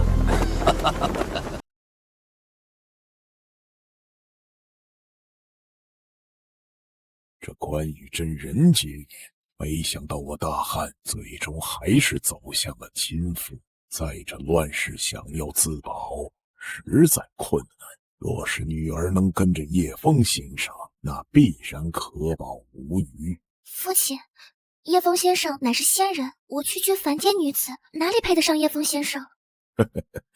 我女儿风华绝代，服侍仙人足矣。父亲，襄樊之战，这是关羽军事生涯的巅峰之战，也是他人生的转折点。建安24年，关羽率领荆州守军北伐，围攻襄阳樊城，曹操派大将引进突骑军驰援樊城，恰逢汉水道长，关羽也凭借实力立。左边骑军生擒于禁，斩杀庞德，一时间威震华夏。曹操甚至一度打算迁都，隐蔽其锋芒。云长欺我太甚！常使用双全，真千古良将也。我等已经暴露，怕是有不少人要对我们动手了，必须小心提防。来人，给关将军牵一匹马，堂堂上榜名将，岂能与部族为伍？曹孟德、刘玄德都是人杰，日后必成气候，这两人不可久留。三国鼎立，那太师何在？我等何在？文侯勿忧，你没听那女子所言，你就是大汉的年号。想必太师在朝堂之上指挥若定，文侯早已经高官厚禄，不需要再上阵厮杀。如所言极是。襄樊之战后期，东吴孙权趁机派吕蒙、陆逊偷袭荆州，关羽腹背受敌，加之麾下守将糜芳、傅士仁投降东吴，导致荆州失守，关羽被迫从樊城撤军，一路败退至麦城，最终突围时被东吴将领潘璋的部将马忠擒获，旋即被杀。这东吴鼠辈，可恶至极！东吴小人行径，让人不齿。云长无地，竟被贼人害死，唯若东吴，势不两立。陆逊真小人也！不宣而战，背信弃义。美人白头，英雄迟暮，让人唏嘘。兵不厌诈，怪不得旁人。吾与东吴小人势不两立。关羽真猛将也，若为寡人所用，何愁六国不灭？关羽过于忠义，对于武将来说，这却是一大弱点。平白放走了曹操，岂不是放虎归山？东吴背刺蜀汉，背叛盟友，日后必然导致亡国。这与六国合纵抗秦有异曲同工之妙。陛下所言极是。系统，我赏赐的东西是给关羽的，会不会落在大耳贼刘备手中？宿主如果指定赏赐给关羽一人，刘备并不能分享。很好，如果赏赐被袁绍或者刘备截胡了，那就不太妙，还是直接赏赐给关二爷一人吧。该赏赐点什么呢？叶枫先生，关某不才，蒙先生错爱，上了名将网。关某不敢求取私利，只愿为天下苍生做点事情。就请叶枫先生赐给天下3年风调雨顺。关二爷果然胸怀宽阔，不求私利，那我就应允了。叶枫先生应允了关将军的请求，将赐给大汉百姓3年风调雨顺。关将军心怀天下，果然不是庸俗之人。豫常宅心仁厚，真让人感动。叶枫先生，某身无长物，也不知道该回赠叶枫先生什么。关将军，某颇有家资，愿赠送叶枫先生7星宝刀1口，外加1000两金锭。那就多谢曹将军了，关某日后必有回报。哈哈哈哈哈哈！来人，把东西抬上来。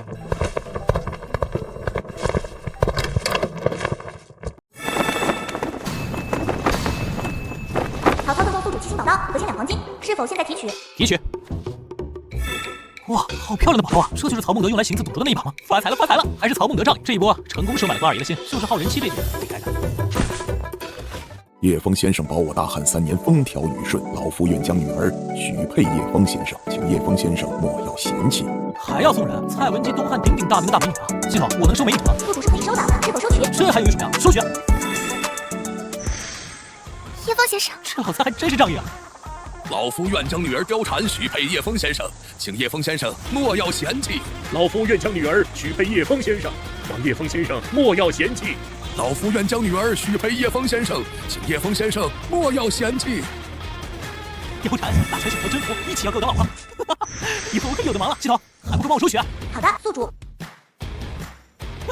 爱妻不必多礼，今晚我可有的忙了。继续发布榜单，马上要揭晓第9名了，接下来总该轮到我大清武将了吧？是啊，剩下的榜单必定有我大清多名武将，说不定被我大清给包圆了。盘点历史20大名将，第9名明朝开国第一猛将常遇春。常遇春是元末明初朱元璋麾下的头号猛将，一生征战无败绩，从不将朱元璋不谈边缘，参与并主导了多场决定明朝基业的关键战役，主要战役下至正15年水师之战。常遇春投奔朱元璋不审战，驾轻舟冒险于直中联军防线，负责斩断铁索，率先登岸斩杀联军10余将，助朱元璋突破长江铁险，站稳江南脚跟。又是明朝武将，我大清名将为何还不上榜？陛下息怒，我大清朝灭了大明，理应力压大明一头。叶枫先生一定是将我大清武将排在大明前头了。左大人所言极是，陛下稍安勿躁。那就拭目以待吧。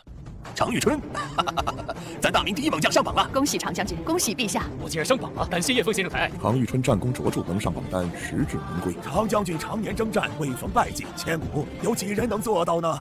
后世子孙竟然窝囊至此，竟然被一个汉家小子打得如此狼狈。大汉西楚王朝更迭在所难免。不过我蒙古人既然能入主中原，这简直是天大的繁荣啊！没错，我蒙古人一直在草原吃苦，能进入中原富庶之地，享用他们美女和美食，已经是荣耀至极了。所言不差，没想到我蒙古人也会有这一天。盘点历史20大名将，接下来即将播放位列第9位的将领，大明第一猛将常遇春。至正20年，龙湾之战，随朱元璋设伏，大败陈友谅水军，烧毁敌船数百艘，落败陈友谅顺江而下，根据逆天的图谋，扭转了朱元璋腹背受敌的危局。至正23年，鄱阳湖之战，这是元末规模最大的水战。常遇春在战局危急时，一箭射伤陈友谅麾下猛将张定边，救下朱元璋。随后陷火攻之际，率舟师乘风纵火，焚毁陈友谅数百艘战船，助朱元璋全歼陈军主力，龙湾滩头，伏兵四起。常遇春挥旗纵火，陈友谅战船烈焰冲天，数百艘船还沉向江底。鄱阳湖水面，张定边战船直冲朱元璋旗舰，常遇春弯弓搭箭，一箭射中其臂膀。至正20年，士兵将军对火打得出，火借风势，席卷敌营，真军纷纷逃窜，溃不成军。此战若不是遇春，咱怕是要牺牲在这张定边手中了。救主是臣本分，也是臣的荣幸。遇春，想要什么赏赐，以后都告诉咱，咱一定通通满足你。多谢陛下。常遇春果然是悍将，一生未逢败绩。世上又有几人能做到呢？果然，能被叶枫先生看上的没有庸才。叶枫先生通晓过去未来，能被他选上的，必然是千古罕有的名将。至正25年至27年，平定张士诚之战，随徐达率军出征，先取淮东，浙西诸地，切断张士诚外援，后围困平江，攻破城池，活捉张士诚，断外援，木牌插在营前，伺机醒目。平江城墙下，云梯林立，攻城号角震天，城门洞开，常遇春提刀闯入，生擒张士诚，做成地图，江南大地旌旗一统，群雄割据的烟尘就此散尽。活捉张士诚，宇春大功一件啊！大明能有今天，宇春功不可没。此人悍勇无比，诸位都记下他姓名，日后我蒙古真入主中原，先杀此人再说。大汗，不如找史官将此事记录下来，传给后代，让他们时刻提防。不错，王朝更迭往往以100年计数，如果只是口头记下，怕是时间长了就会遗忘，还是记在史书中稳妥些。史官速速记下。至正27年至洪武元年，北伐灭元之战，以副将身份随徐达挥师北上，先克山东取河南，扫清元军外围防线，继而突破潼关，指导元大都元顺帝仓皇北逃，元朝统治宣告终结。常遇春随徐达誓师北伐军旗，烈烈指向中原。常遇春，本汗非宰了你不可！想不到我蒙古骑兵到了后世竟然孱弱至此。只恨我不在场，否则定要与他一决高下。洪武2年攻取元上都之战，率军追击北逃的元军残余势力，攻破元上都开平，俘获元宗室官员及兵卒数万，彻底摧毁元朝的复辟根基。洪武2年，朔风卷着黄沙，常遇春铁骑踏破荒原，向北追击元军残部。这蒙古人怎么入主中原了？蒙古部落不过是金人治下的一条狗，竟然也能壮大至此。金人压迫蒙古日久，蒙古诸部对金人多有积怨，日后造反也未可知。蒙古人要想拿下中原，首先得从金人的统治下挣脱出来。看来金人最终被蒙古人所灭。胡说！金人那么强大，怎么可能被区蒙古人所灭？你个断己之权，只会助长他人志气，灭自己威风。李刚，你骂谁呢？你们支持岳飞，一旦激怒了金人，葬送了我大宋江山，你们吃罪得起吗？够了，我等且看这榜单如何发展，说不定能从日后的榜单中一窥天机。若是有金人名将上榜，那我们只能求和了。咱能恢复汉人正统，多亏了玉春。你们说说，咱们该赠给叶枫先生些什么呢？叶枫先生通晓古今，一定不是个俗人，凡间俗物入不得叶枫先生法眼。陛下，不如把前朝的字画典籍赠送一些给叶枫先生。臣附议。皇后说的不错，俗物一定入不得叶枫先生法眼，就依照擅长所言，赠送叶枫先生字画典籍。来人，将前朝字画3幅最好的给咱拿来。陛下，这是元4家之一的倪瓒、吴镇、王蒙的画作，分别是《六君子图》《渔父图》《夏日山居图》。叶枫先生，您助咱大明名将上榜，咱无以为报，以这3幅字画聊表寸心。元4家的画作，那可都是传世佳作吧？全部留下，哥们儿现在不缺钱，统统留下来。诸位，咱大明有名将上榜，咱也可以向叶枫先生求取奖励。诸位认为，咱大明应该求取点什么呢？陛下，我大明出地，继续扩大生产，增加粮食产量，不如去向叶枫先生求取一些耕牛吧。玉春说得对，百姓耕种全赖耕牛。臣附议。就依玉春所言，向叶枫先生求取一些耕牛。叶枫先生，咱大明百废待兴，急需一些耕牛协助百姓耕种，请叶枫先生不吝赏赐。叶枫先生赏赐大明朝2种耕牛10万头。太好了，太好了！我大唐也急需增加耕种，如果能有这10万头耕牛，不知道将有多少百姓受益呀！是啊，只盼我大唐能再有名将上榜。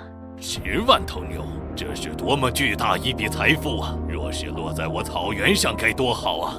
我草原牧民放牧多久才能获得这么多牛啊？大汗，等我上了名将排行榜，大汗也可以向叶枫先生讨要牛羊，壮大我蒙古草原。我蒙古部落名将入狱，怕是前几名都将是我蒙古勇士的了。且看第8名是谁。第8名大明开国第一功臣徐达。徐达天德，曹州一人，明朝开国第一功臣军帅，被朱元璋誉为万里长城，以灭陈友谅、张氏水团灭元，镇守北疆的战功，遍地出基业。官职中又丞相太傅，封为国公升后，追封中山王，是武宁，配享太庙与宫城庙守卫。又是大明，又是大明，又是一个灭我蒙古王朝的名将。这个叶枫到底何其偏心？大汗，慎言，叶枫先生手段通天，他的评判自有道理，不可妄议啊。是啊，大汗，叶枫先生能无中生有，赐下奖赏，说不定也能赐下惩罚。大汗无忧，必然高居汉将之上，越往后排名只会更高，叶枫先生给的赏赐也更加优厚，也只有耐心等待了。咱大明竟还有武将上榜，这历史名将前20名，至今已经有4位是咱大明武将了。徐国公居功至伟，能登上这名将榜，实至名归。叶枫先生不会遗漏任何一位名将的。我竟然也上榜了，感谢叶枫先生错爱，恭喜徐国公，恭喜陛下！这大明朝武德竟然如此丰沛，一连有4员武将上榜。想来这大明朝定是一个无比强盛的王朝，不过似乎最终也落入了蛮夷之手。大明朝的江山就是从蛮夷手中抢过来的，没有如此多名将荟萃，断然是完成不了如此壮举。啊，皇后娘娘所言极是，能被皇帝赐言万里长城，可见其人定海神针般的能力。盘点历史20大名将，第8名，大明开国第一功臣徐达，生平以革新战功，早年与朱元璋同乡，22岁入幕加入红巾军，为淮西24将革新。德州之战中，曾以身替朱元璋为师，深得信任，迅速成长为军中主将。徐国公这是救了咱的命啊！咱一直念着他的好，这都是微臣的本分。江南1363年鄱阳湖之战，率军重创陈友谅主力，奠定江南霸权。1367年攻破平江城寻江市城，肃清江南割据势力，封信国公，北伐灭元。徐达任征虏大将军，率25万大军按先取山东，在下河南封锁潼关，指导大都方略推进。1368年8月出大都，终结元朝在中原的统治，严禁士族结变分封公部，安抚百姓。元蒙荒淫无道，对汉人残酷压迫。徐达助咱推翻元蒙，对老百姓而言是天大的善事。元蒙并未将汉人当作自己人看，反而是当作被征服的奴隶。这样的政权，活该被推翻。元蒙时期，汉人不过是最下等的存在，生活十分困难。第8名，大明开国第一功臣徐达，此人不愧有万里长城之称，为战无不胜，攻无不克。我当以此人为楷模，唯一如此。晚年已逝世，洪武18年2月因被拘复发病逝于南京，享年54岁。朱元璋辍朝哀悼，追封中山王，赐葬中山之阴，御制神道碑文，配赏太庙与功臣庙守卫。啊，这天德怎么会这么早就仙逝呢？不行，他得陪着咱。没想到天德竟然是背疾发作而亡。天德，明日本宫就派几个御医专门为你调治背伤。多谢陛下，多谢皇后娘娘。魏国公这一生波澜壮阔，战果斐然，可谓辉煌之极，能有此生，何憾之有？太史令所言极是，我徐达满足了。陛下，魏国公荣登名将排行榜，可以向叶枫先生讨取奖励。不知道陛下想要点什么？一切全凭天德自己做主了，这些荣耀都是他豁出命才赚取的，理应由他自己做决定。陛下，国人上榜，为天下百姓求取了10万头耕牛，微臣岂能为一己私利浪费这等机会？微臣愿为我大明求皇子资质超群，使我大明江山永固。好，天德，你跟咱想到一块儿去了。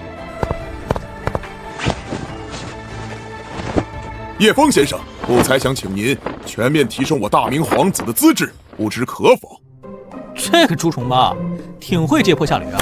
既然如此，就答应你们了。叶枫先生赏赐大明朝皇子资质优化，当朝皇室子嗣的体质智力心性全面提升，杜绝痴傻顽劣之辈，保障皇权传承。叶枫先生送我大明如此厚礼，真要赏赐他黄金万两。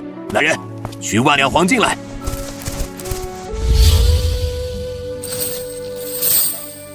明太祖朱元璋赏赐宿主黄金万两，是否现在领取？领取。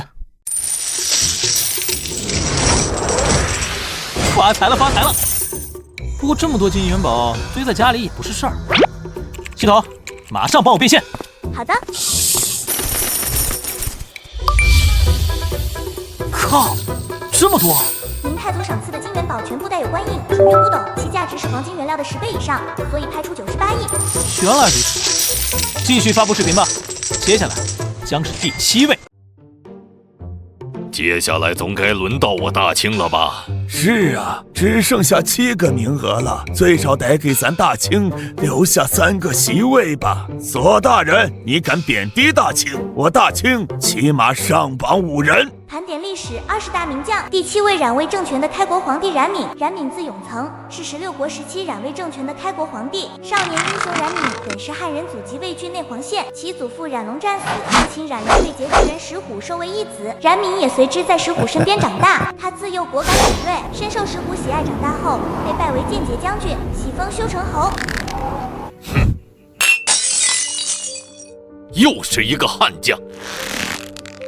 何时才能轮到我大清国武将？皇上稍安勿躁，越往后排名越高。这叶枫先生似乎在偏袒悍将，这一次出场的还是一个颁布过杀胡令的悍将。哼，我满清起源于丛林，渔猎为生，也属于胡人一支。这冉闵颁布杀胡令，其心可诛。盘点历史，20大名将，第7名，冉魏开国皇帝冉闵。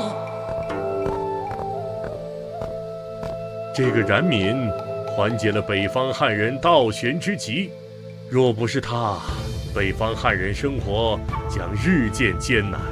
陛下所言不差。弑君夺权，永和5年，石虎去世，太子石氏即位。石尊在冉闵的指示下发动政变，废黜石氏，并自继称帝。石尊曾许诺让冉闵当太子，但即位后却反悔。他意图扶起冉闵的兵权，冉闵先发制人，杀死石尊，拥立石建。然而石建也开除冉闵，多次派人刺杀他。冉闵遂兴兵杀死石建，并除灭后赵皇族，建魏称帝。永和6年，冉闵称帝，改国号为大魏，建元永兴，恢复冉姓，建都邺城。他派遣使者告知东晋，希望能共同征讨胡人，但因冉闵已称帝，东晋对其不予支持。哼，此人竟然是个乱臣贼子！事主篡位，让人不齿。哎，此人竟然也能上榜，叶枫先生莫不是搞错了？是啊，此人品性如此，怎能上名将排行榜？兴许此人有其他过人之处，能被叶枫先生选上榜单的，一定有他人不能比的地方。后世竟然有这样的人物，杀伐果断，深得吾心。此等背信弃义之人也能上名将排行榜，叶枫先生何其糊涂！我帐下祖茂季陵，堂堂上将不能上榜，这等谋朝篡位的乱臣贼子竟排在第7，此子与董卓何异？叶枫先生通晓古今，能知过去未来，他所选之人必定有值得世人称道之事。我等且往下看。冉闵执政期间，为了维护统治，颁布了杀胡令，屠杀了大量胡人。这一举措受到了北方汉人的拥戴，在一定程度上稳固了冉魏政权，但也引发了严重的民族冲突，使冉魏政权陷入孤立。北方胡人经常劫掠我汉家百姓，胡匪所过之处，民不聊生，十室九空。没想到后世竟然到了祸乱中原的地步。杀胡令虽然残酷，但也是被逼无奈。胡人固然可恶，但也不能一味屠杀。如果胡人联合起来，汉人将陷入更大的麻烦。五胡乱华，中原汉人食不存衣，被迫衣冠南渡。冉闵此举能得以施行，也是汉人被压迫日久，积怨日深，这才强烈反扑。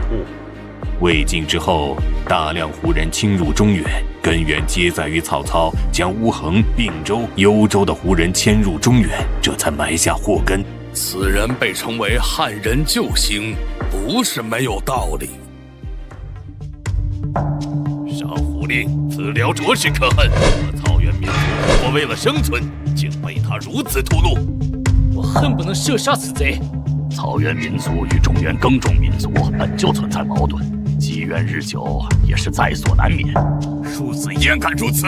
本王恨不能挥师屠杀此贼！此人竟如此歹毒，吾恨不能食其肉，亲其皮。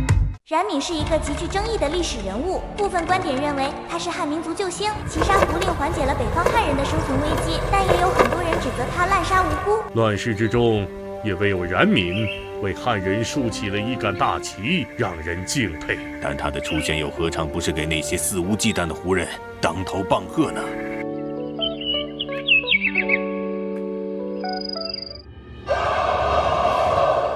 本王竟然真的上榜了！叶枫先生看到我所做出的贡献了。陛下，您颁布的杀胡令，极大的鼓舞了汉人，胡人再也不敢肆意欺辱我们汉人了。这些叶枫先生都看在眼里的。胡人意图团结起来，将我冉魏灭国。如今有了叶枫先生的肯定，本王向叶枫先生求取奖励，壮大我冉魏军队，一定能保住我们汉人的江山。陛下不如向叶枫先生求取秘术，增强我军战斗力，好应对胡人反扑。不错，有了叶枫先生的帮助，本王何惧区区胡人？叶枫先生，本王想向您求取能增强军队战斗力的方法，以挽救我冉魏百姓。增强战斗力，系统有办法让他们的战斗力提升吗？有的，可以提前透支生命潜能，短时间内增强战斗力。好，就将这门秘术赐给他。叶枫先生赐予冉闵生命潜能提取秘术，使用秘术后战斗力翻倍。不过透支1天，损失1年寿命，谨慎使用。多谢叶枫先生赏赐，本王愿意将皇宫中一套黄金甲赠与叶枫先生。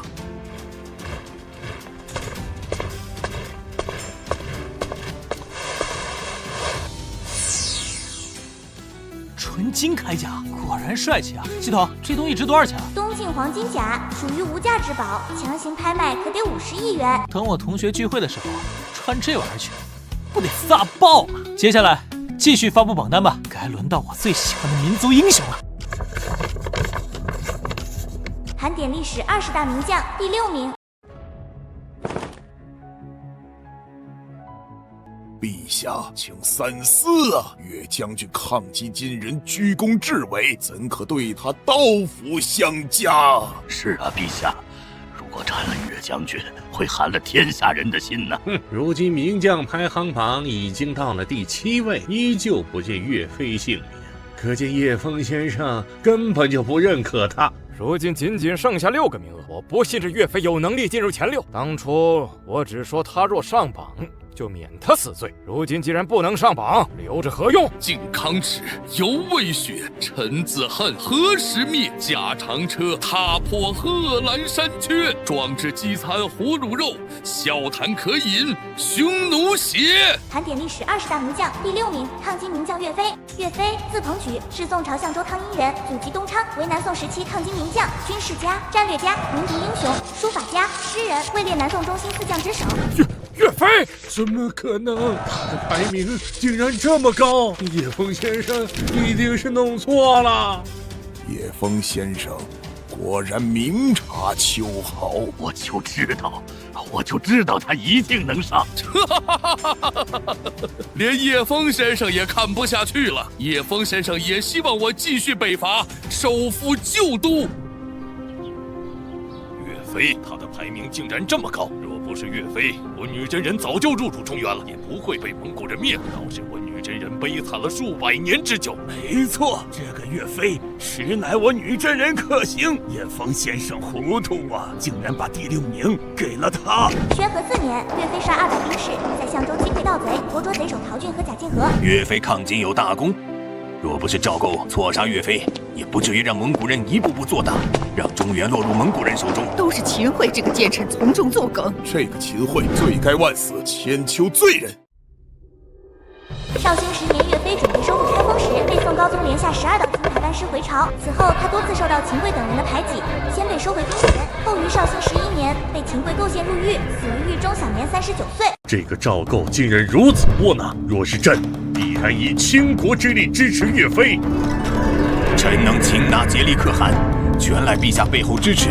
若是遇到岳飞这样的处境，纵然是臣，也无法建功立业。谁能把这天上的玩意儿给关掉啊？这要是让天下人看见，我秦桧怕是要遗臭万年了。秦桧，你的罪行，叶枫先生可是都看在眼里。叶枫先生都知道，岳将军是冤枉的。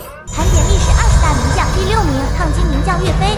岳飞率领岳家军多次北伐，取得了众多胜利，如郾城颍昌大捷等。他以连结和硕，策联合北方义军，破金军管子马，铁浮屠，坚敌主力，出先阵，亲率务术，哀叹汉山易，看岳家军难。岳飞真英杰也，竟然被昏君宁臣所害，真是千古奇冤。可怜岳飞一心报国，到头来竟然落得如此下场。岳飞的文采同样卓越，其代表词作《满江红·怒发冲冠》是千古传颂的爱国名篇。30功名臣于土8000里，不离和岳，莫等闲，白了少年头，空悲切等词句，抒发了他的爱国情怀和壮志豪情。一个莫等闲，白了少年头，空悲切。没想到岳将军文采也如此斐然。秦桧死后，朝廷寓意为岳飞平反，宋孝宗恢复岳飞官职。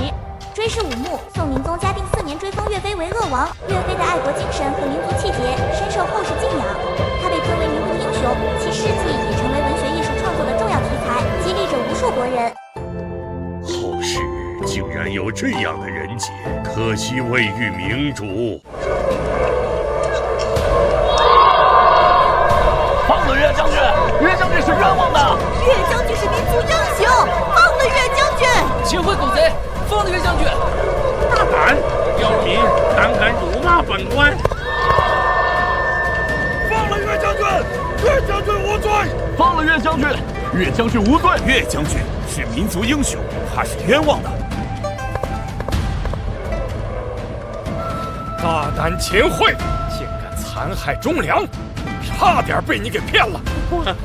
官家！大胆秦桧，竟敢残害忠良！真差点被你给骗了，官家！来人，给朕把秦桧这个奸臣拿下，斩首示众。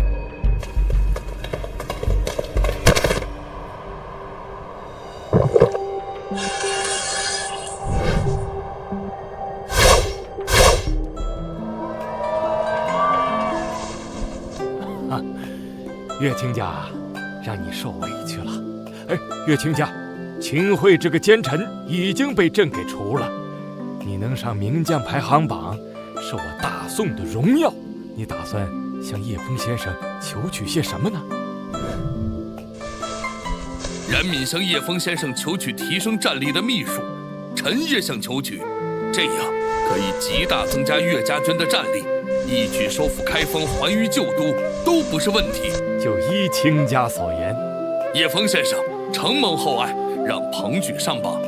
如今我大宋山河未复，请叶枫先生赐予我大宋战力增强秘术，助我大宋洗刷靖康之耻，恢复故土。叶枫先生赐予岳飞战马培育之术，可繁育培养优质战马；再赐岳飞药物青霉素10万份，可治疗感染；额外赐予岳飞一个锦囊，可在关键时刻保岳飞一命。彭举，谢过叶枫先生。叶枫先生对我大宋如此厚爱，朕无以为报。朕的父皇徽宗擅长工笔书法，特将其中3幅墨宝赠予叶枫先生。叶枫先生，这是我父徽宗的芙蓉锦鸡图、瑞鹤图、竹琴图。竟然是宋徽宗赵佶的作品！系统，快帮我看看值多少钱？芙蓉锦鸡图、瑞鹤图、竹琴图3幅作品都是无价之宝，属于国家非卖品强行变现，大约可折现300亿元。妈呀，这么值钱啊！不着急，不着急，先自己收藏起来。继续发布榜单。盘点历史20大名将，仅仅剩下5个名额了。看来我大汉仅有李广将军一人上榜而已。陛下，说不定臣妾的弟弟、外甥都有希望上榜。之前李广将军的视频中，卫青已经入伍讨伐匈奴了。陛下，微臣有信心能够上榜。我对舅舅有信心。这可是千古名将排行榜，而且是前5名。你们2个志气可嘉，但或许有些过于拖大。仅仅剩下5个名额了，也该轮到我大清名将了吧？这第5名必然会被我大清名将拿下，陛下勿忧，第5名一定会花落我大清。盘点历史20大名将，第5名大汉冠军侯霍去病。霍去病，河东郡平阳县人，卫子夫的遗生。少年时，他勤于学习兵书战阵。18岁时，被汉武帝任命为侍中，是西汉时期名将、军事家、民族英雄。霍去病的母亲是平阳公主府的侍婢魏少儿，父亲是平阳县衙役霍仲儒，他是卫青的外甥。元朔6年，霍去病被任命为飘摇校尉，他率领800骑兵深入大漠，跟随卫青在漠南攻打匈奴，斩杀俘虏2028人，因功被封为冠军侯。啊！霍去病，小小年纪竟然这般勇猛！去病，快看，你上榜了！我竟然上榜了！叶枫先生没搞错吧？去病，我就知道你行的，没想到你竟然排在名将排行榜第5名。盘点历史20大名将，第5名大汉冠军侯霍去病。元寿4年，霍去病与卫青率军深入漠北，霍去病从代郡之塞击败匈奴左贤王部，斩虏70400余人，追至狼居胥山与孤眼山，举行祭天封礼和祭地禅礼，史称封狼居胥。战后，他加拜大司马骠骑将军，与卫青同掌军政大权。去病，你竟然完成了封狼居胥！没想到去病竟然勇猛至此！大司马，封狼居胥，斩杀70400。这个少年未来竟然如此恐怖，这都是真的吗？叶枫先生该不会搞错了吧？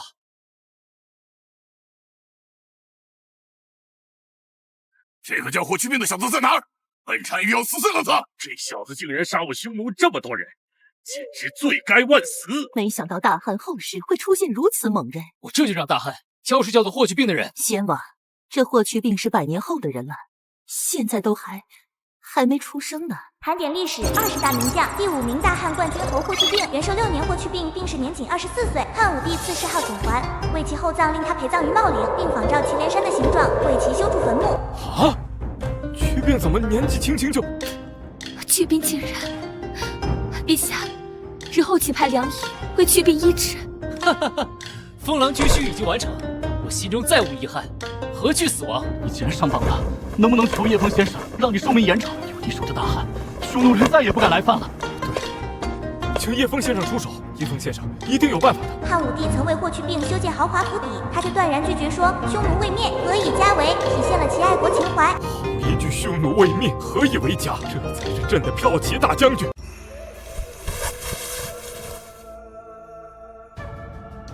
不可！这么好的机会，当为天下人谋福利，岂可为我一人？卿家乃我大汉柱石，失卿家就等于是让天下人受苦，为卿家延寿，就是为天下人谋福利。这……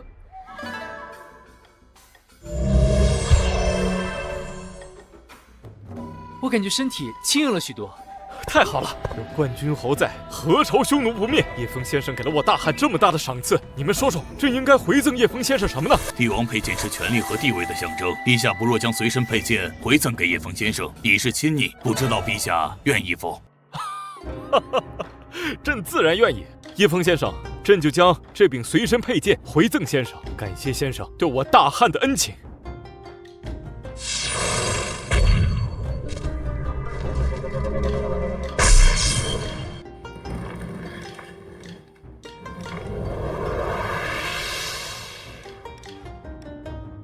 汉武的佩剑，这玩意儿应该值不少钱吧？系统，帮我算算这把剑值多少钱？宿主此剑保存完整，剑身光洁，乃是无价之宝，强行变现可获得100亿元。100亿！区一把剑竟然这么值钱啊！马上帮我变现。好的，您建设银行卡转入100亿元，请注意查收。接下来该给刘彻一点小小的震撼。盘点历史20大名将，即将播放第4名。不知道这第4名又是何等精彩绝艳之人，朕很是期待，何人能比朕的冠军侯更加勇猛？臣妾也很期待，去病都上了排行榜，臣妾以为以卫青的资质也当上榜。姐姐，这可是历史名将排行榜第4名，必然是震古烁今的人物，岂能是我？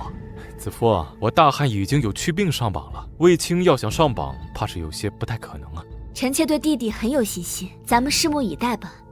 马上就要揭晓答案了。盘点历史20大名将，排名第4的是汉大将军民族英雄卫青。卫青童年困苦，是平阳公主府上女仆为要与县吏郑季的私生子。他曾被送到郑季家，却遭到郑季夫人和郑家儿子的虐待。长大后回到母亲身身边，做了平阳府的骑奴。建元2年，卫青的9节卫子夫被汉武帝看中并带入宫中，卫青也随之被召到建章宫当差。后来卫子夫怀孕引起陈皇后妒忌，齐母馆陶大长公主派人抓捕卫青，送得公孙敖解救。汉武帝得知后，任命卫青为建章宫监事中等职。卫青，我就知道卫青一定会上榜的。我居然也上榜了！没有想到，我大汉竟然连续有2员大将上榜。光6年，匈奴南下卫青，被任命为车骑将军，与李广、公孙敖、公孙贺兵分4路迎击匈奴。他在龙城之战中大胜斩首和俘虏匈奴700多人，打破了自汉初以来匈奴不可战胜的神话，被赐爵关内侯。元朔2年，他采用迂回特击战术，收复河南地，被封为长平侯。元朔5年，卫青率军出朔方，反击右贤王俘匈奴1.5万人，而还带大将军。元朔4年，卫青与霍去病各率5万骑兵，发动漠北战役，重挫匈奴。卫青竟然这般厉害，打得匈奴完全没有招架之力。太好了，我大汉再也不用惧怕匈奴了。卫青的战果既然如此辉煌，这可谓是给了匈奴灭顶之灾啊！有卫青在，匈奴不足虑矣。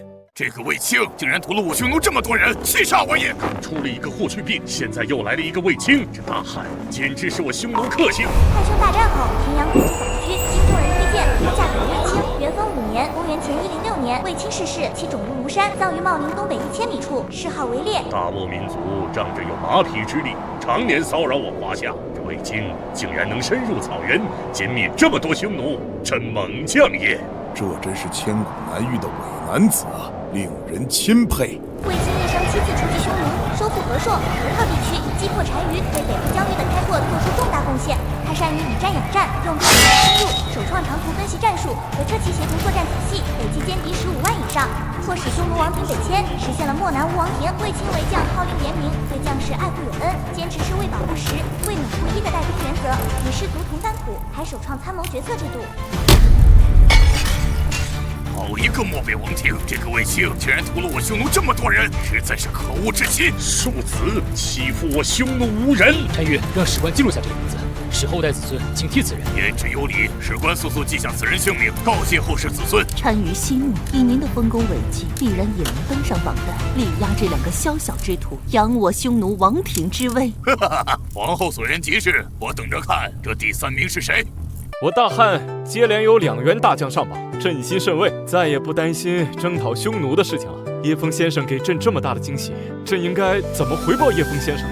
不如赏赐叶枫先生马蹄金1000斤，凌齿金1000斤。叶枫先生乃是高妙之人，赏赐这些俗物，怕是难入叶枫先生法眼。臣已经算过了，叶枫先生对这些东西甚为喜爱。我去啊，不是吧？这个东方朔不得了，连这都能算出来，知我者东方朔也。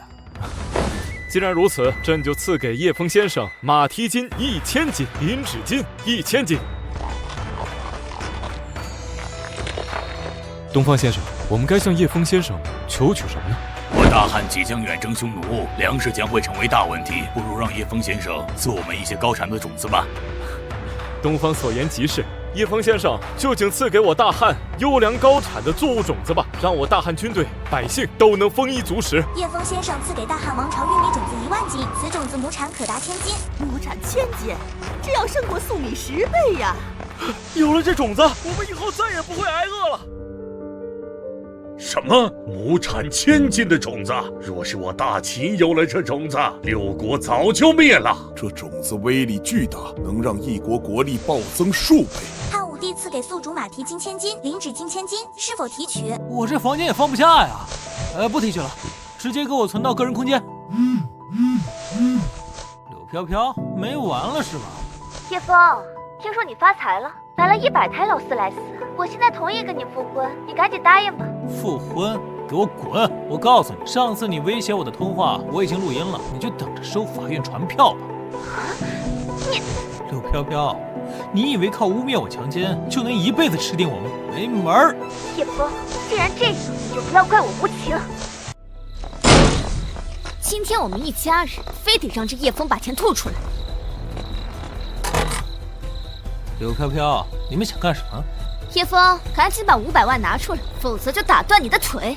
柳飘飘，你诈骗不成，改抢劫了是吧？我家祖坟被人刨了，肯定是你小子干的。否则你哪来那么多钱？赶紧把钱吐出来！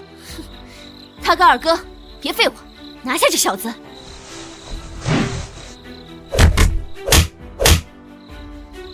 幸亏得了秦王赐给先秦修仙典籍，要不然今天可就危险了。柳飘飘，我已经通知帽子叔叔，你们全家涉嫌抢劫、敲诈，就等着坐牢吧。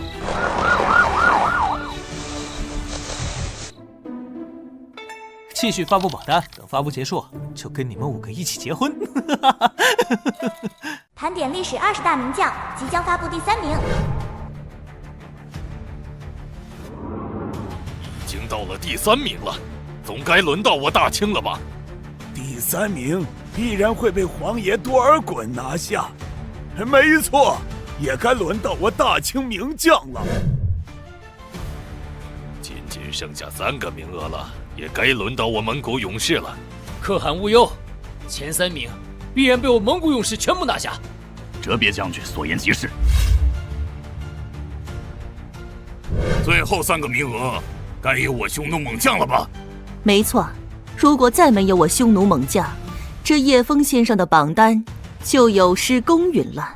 盘点历史20大名将，即将发布第3名。李靖，字药师，雍州3原人，隋末唐初名将，军事家，凌烟阁24功臣之一，封卫国公，世称李卫公。一生南平萧息府公时，北灭东突厥，西破吐谷浑，是唐初统一与交易拓展的核心将领，著有兵书多种。去世后陪葬昭陵市景武。平定萧息武德4年，此时李靖担任行军总管，辅佐李孝公出征。战前他献上突喜实策，为平定萧息统筹，制定了完整战略。最终萧息出城投降，唐军成功收复荆襄及岭南30余州，不仅实现了唐朝对南方核心区的统一，且整场战役仅伤亡2000人，成为武德年间的经典战例。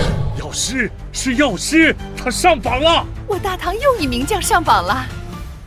平定府公时，武德6年至7年，李靖仍以行军总管身份领兵。他采取分路合击的战术，先集中兵力击破府公时的主力部队，随后趁势夜袭府公时的巢穴丹阳，关掉其统治根基。之后，李靖率军追击残余部众，最终生擒府公时，平定了江淮地区最后一股割据势力，标志着唐朝完全统一江南，进一步巩固了东南地区的统治。哼，又是一员悍将，我大清巴图鲁何时才能上榜？叶枫故意与我大清为敌。灭东突厥之战，贞观3年至4年，李靖出任定襄道行军大总管，主导北伐东突厥之战。他率领10万大军，兵分6路出击，精准把握突厥内乱，遭遇雪灾国力衰退的有利时机。作战中，他亲率3000军骑夜袭定襄，打得竭力可汗仓皇溃逃。另一边，李基在碛口截击突厥残部，成功擒获竭力可汗，东突厥就此灭亡。唐太宗也因此被尊为天可汗，北疆彻底安定，唐朝将立北扩之大漠，为贞观盛世的开创奠定了坚实基础。李靖打出了大唐的国威，打出了贞观盛世。若不是他，大唐定然无法如此繁荣昌盛。没错，李靖真国之柱石也。李靖灭突厥国，滔天之功，怪不得叶枫先生将他排在第3的位置。李靖可不止灭了一国，接着往下看吧。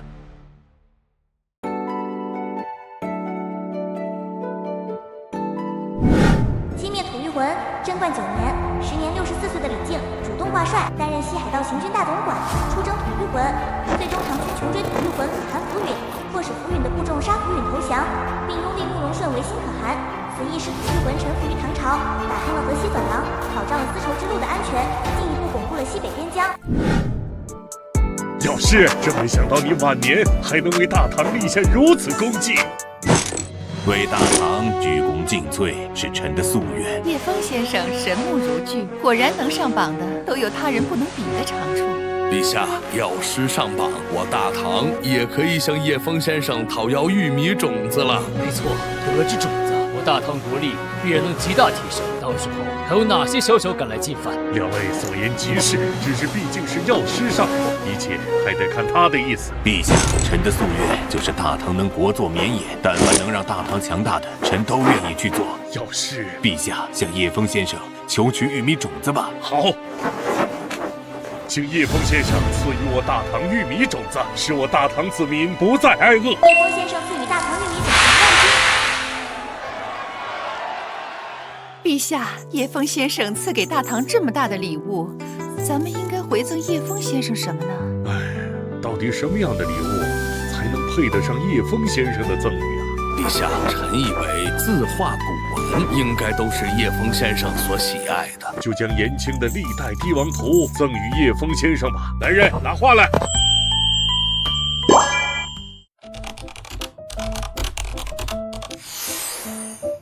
又是一幅国宝级的画作，也不知道能拍多少钱啊！历代帝王图乃是无价之宝，强行拍卖价格可达500亿元。这么多，留着留着。下一次啊，可以再向他们要一些修仙书籍，就是不知道还能不能找得到。陛下，前者大喊众人向叶枫先生进献美女，拉近了与叶枫先生的距离，不如我朝也进献美女与叶枫先生联姻，不知陛下以为如何？皇上所言极是，与叶枫先生联姻，我大唐可就是叶枫先生的老丈人了。只是该进献谁呢？你是何人？启禀陛下，奴婢乃是才人武媚娘。哎呀，陛下，此女国色天香，不如就将此女进献叶枫先生吧。皇上所言极是，叶枫先生，我大唐愿将美女武媚娘进献叶枫先生，请叶枫先生莫要嫌弃。武媚娘，那可太好了！系统，帮我收取。好的，宿主。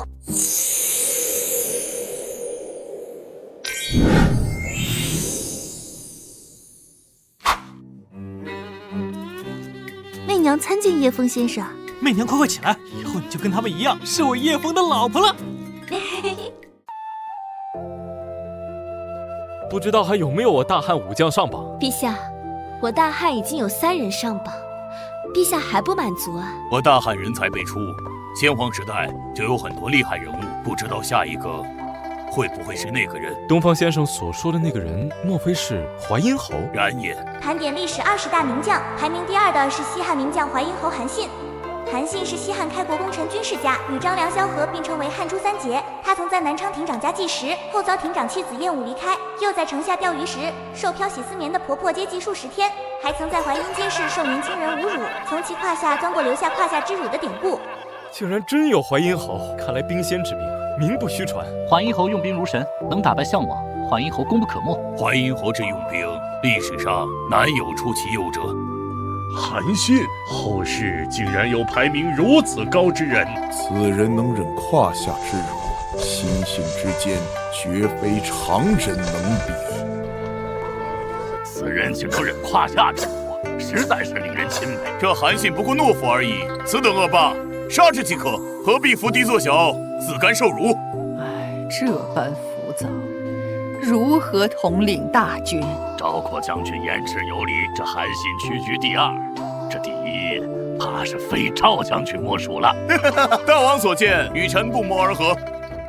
拜封大将韩信受萧何赏识，萧何数次举荐无果后，韩信欲离开萧何月下将其追回，并力劝刘邦重用。刘邦最终于汉高祖元年登坛拜韩信为大将，韩信献汉中队，为刘邦制定了平定天下的策略。当初若非萧相极力推举，我大汉既是一员猛将。高祖知人善任，也远非旁人能比。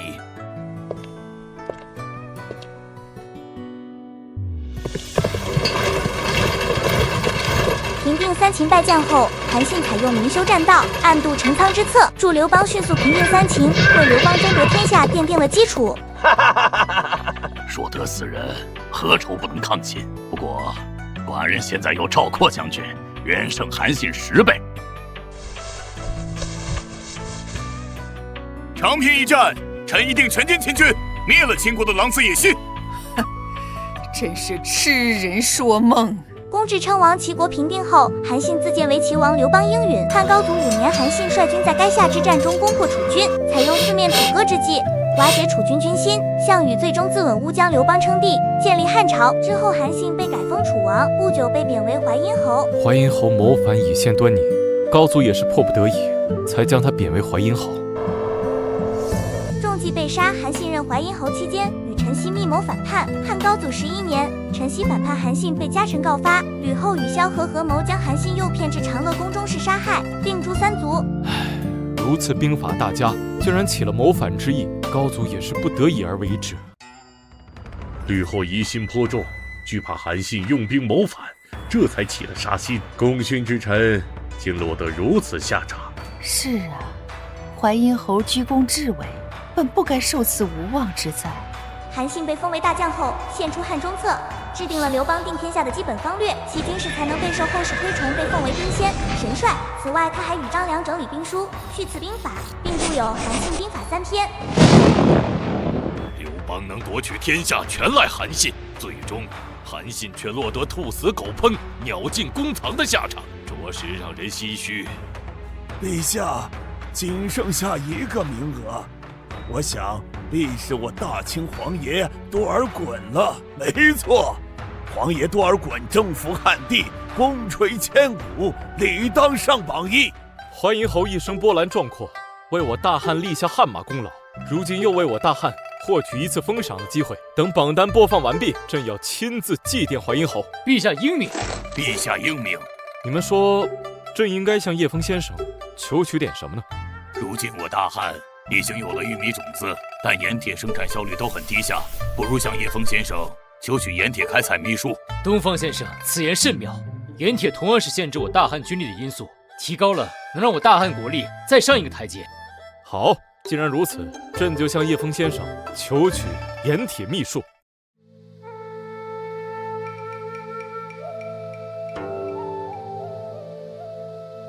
请叶枫先生赐我大汉盐铁生产秘术。叶枫先生赐大汉王朝盐铁开采秘术，境内盐井铁矿的开采效率提升50%，产出的食盐甜度高，铁器质量优，且开采成本极低。太好了，有了这等秘术，何愁匈奴不灭？陛下，叶枫先生送我大汉如此厚礼，我们也当厚谢叶枫先生才是。朕该怎么回赠叶枫先生呢？我大汉府库中有先秦和氏璧，价值连城，不如将此物赠与叶枫先生。好，就依东方先生所言，来人，取和氏璧。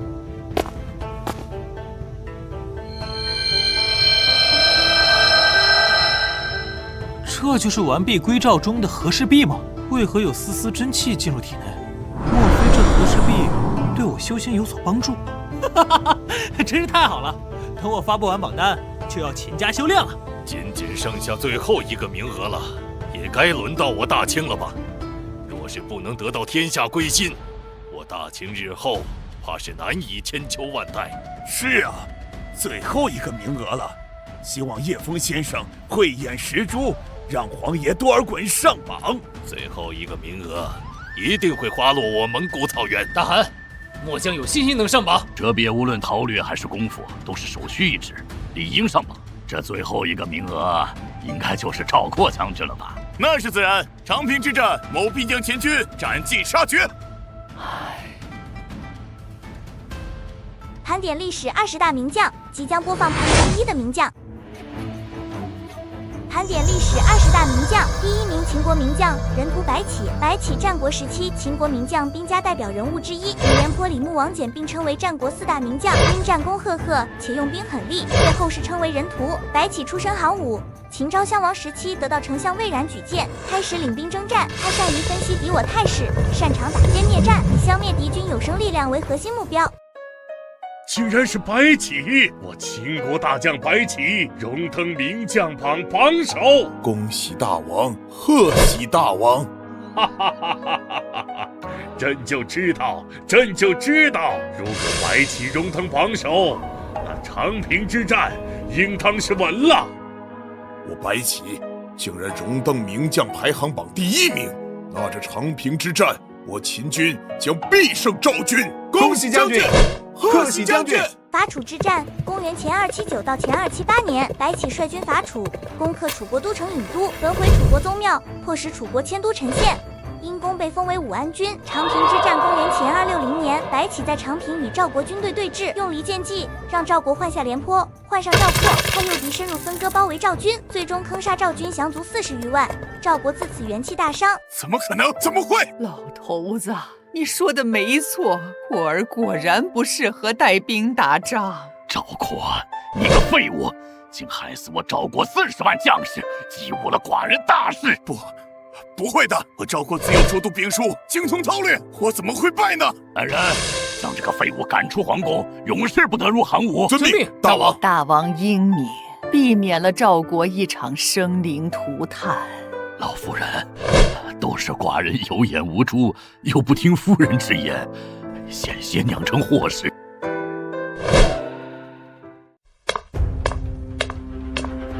长平之战后，白起主张乘胜灭赵，却因范雎受赵国贿赂，从中阻挠秦昭襄王下令撤军。此后，秦国再次攻赵失利，昭襄王命白起出征。白起称并不从触怒昭襄王。公元前257年，白起被赐晋4名驻游。范相国，没想到你竟里通外国，吃里扒外。陛下，这都是污蔑，都是污蔑啊！来人，给寡人拿下范雎，打入大牢，听候审判。遵命，大王。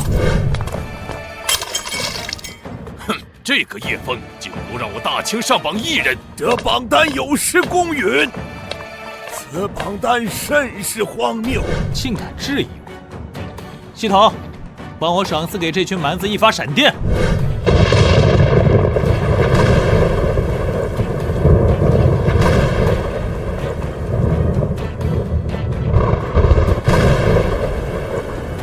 叶枫先生饶命啊！叶枫先生饶命，我等再也不敢了。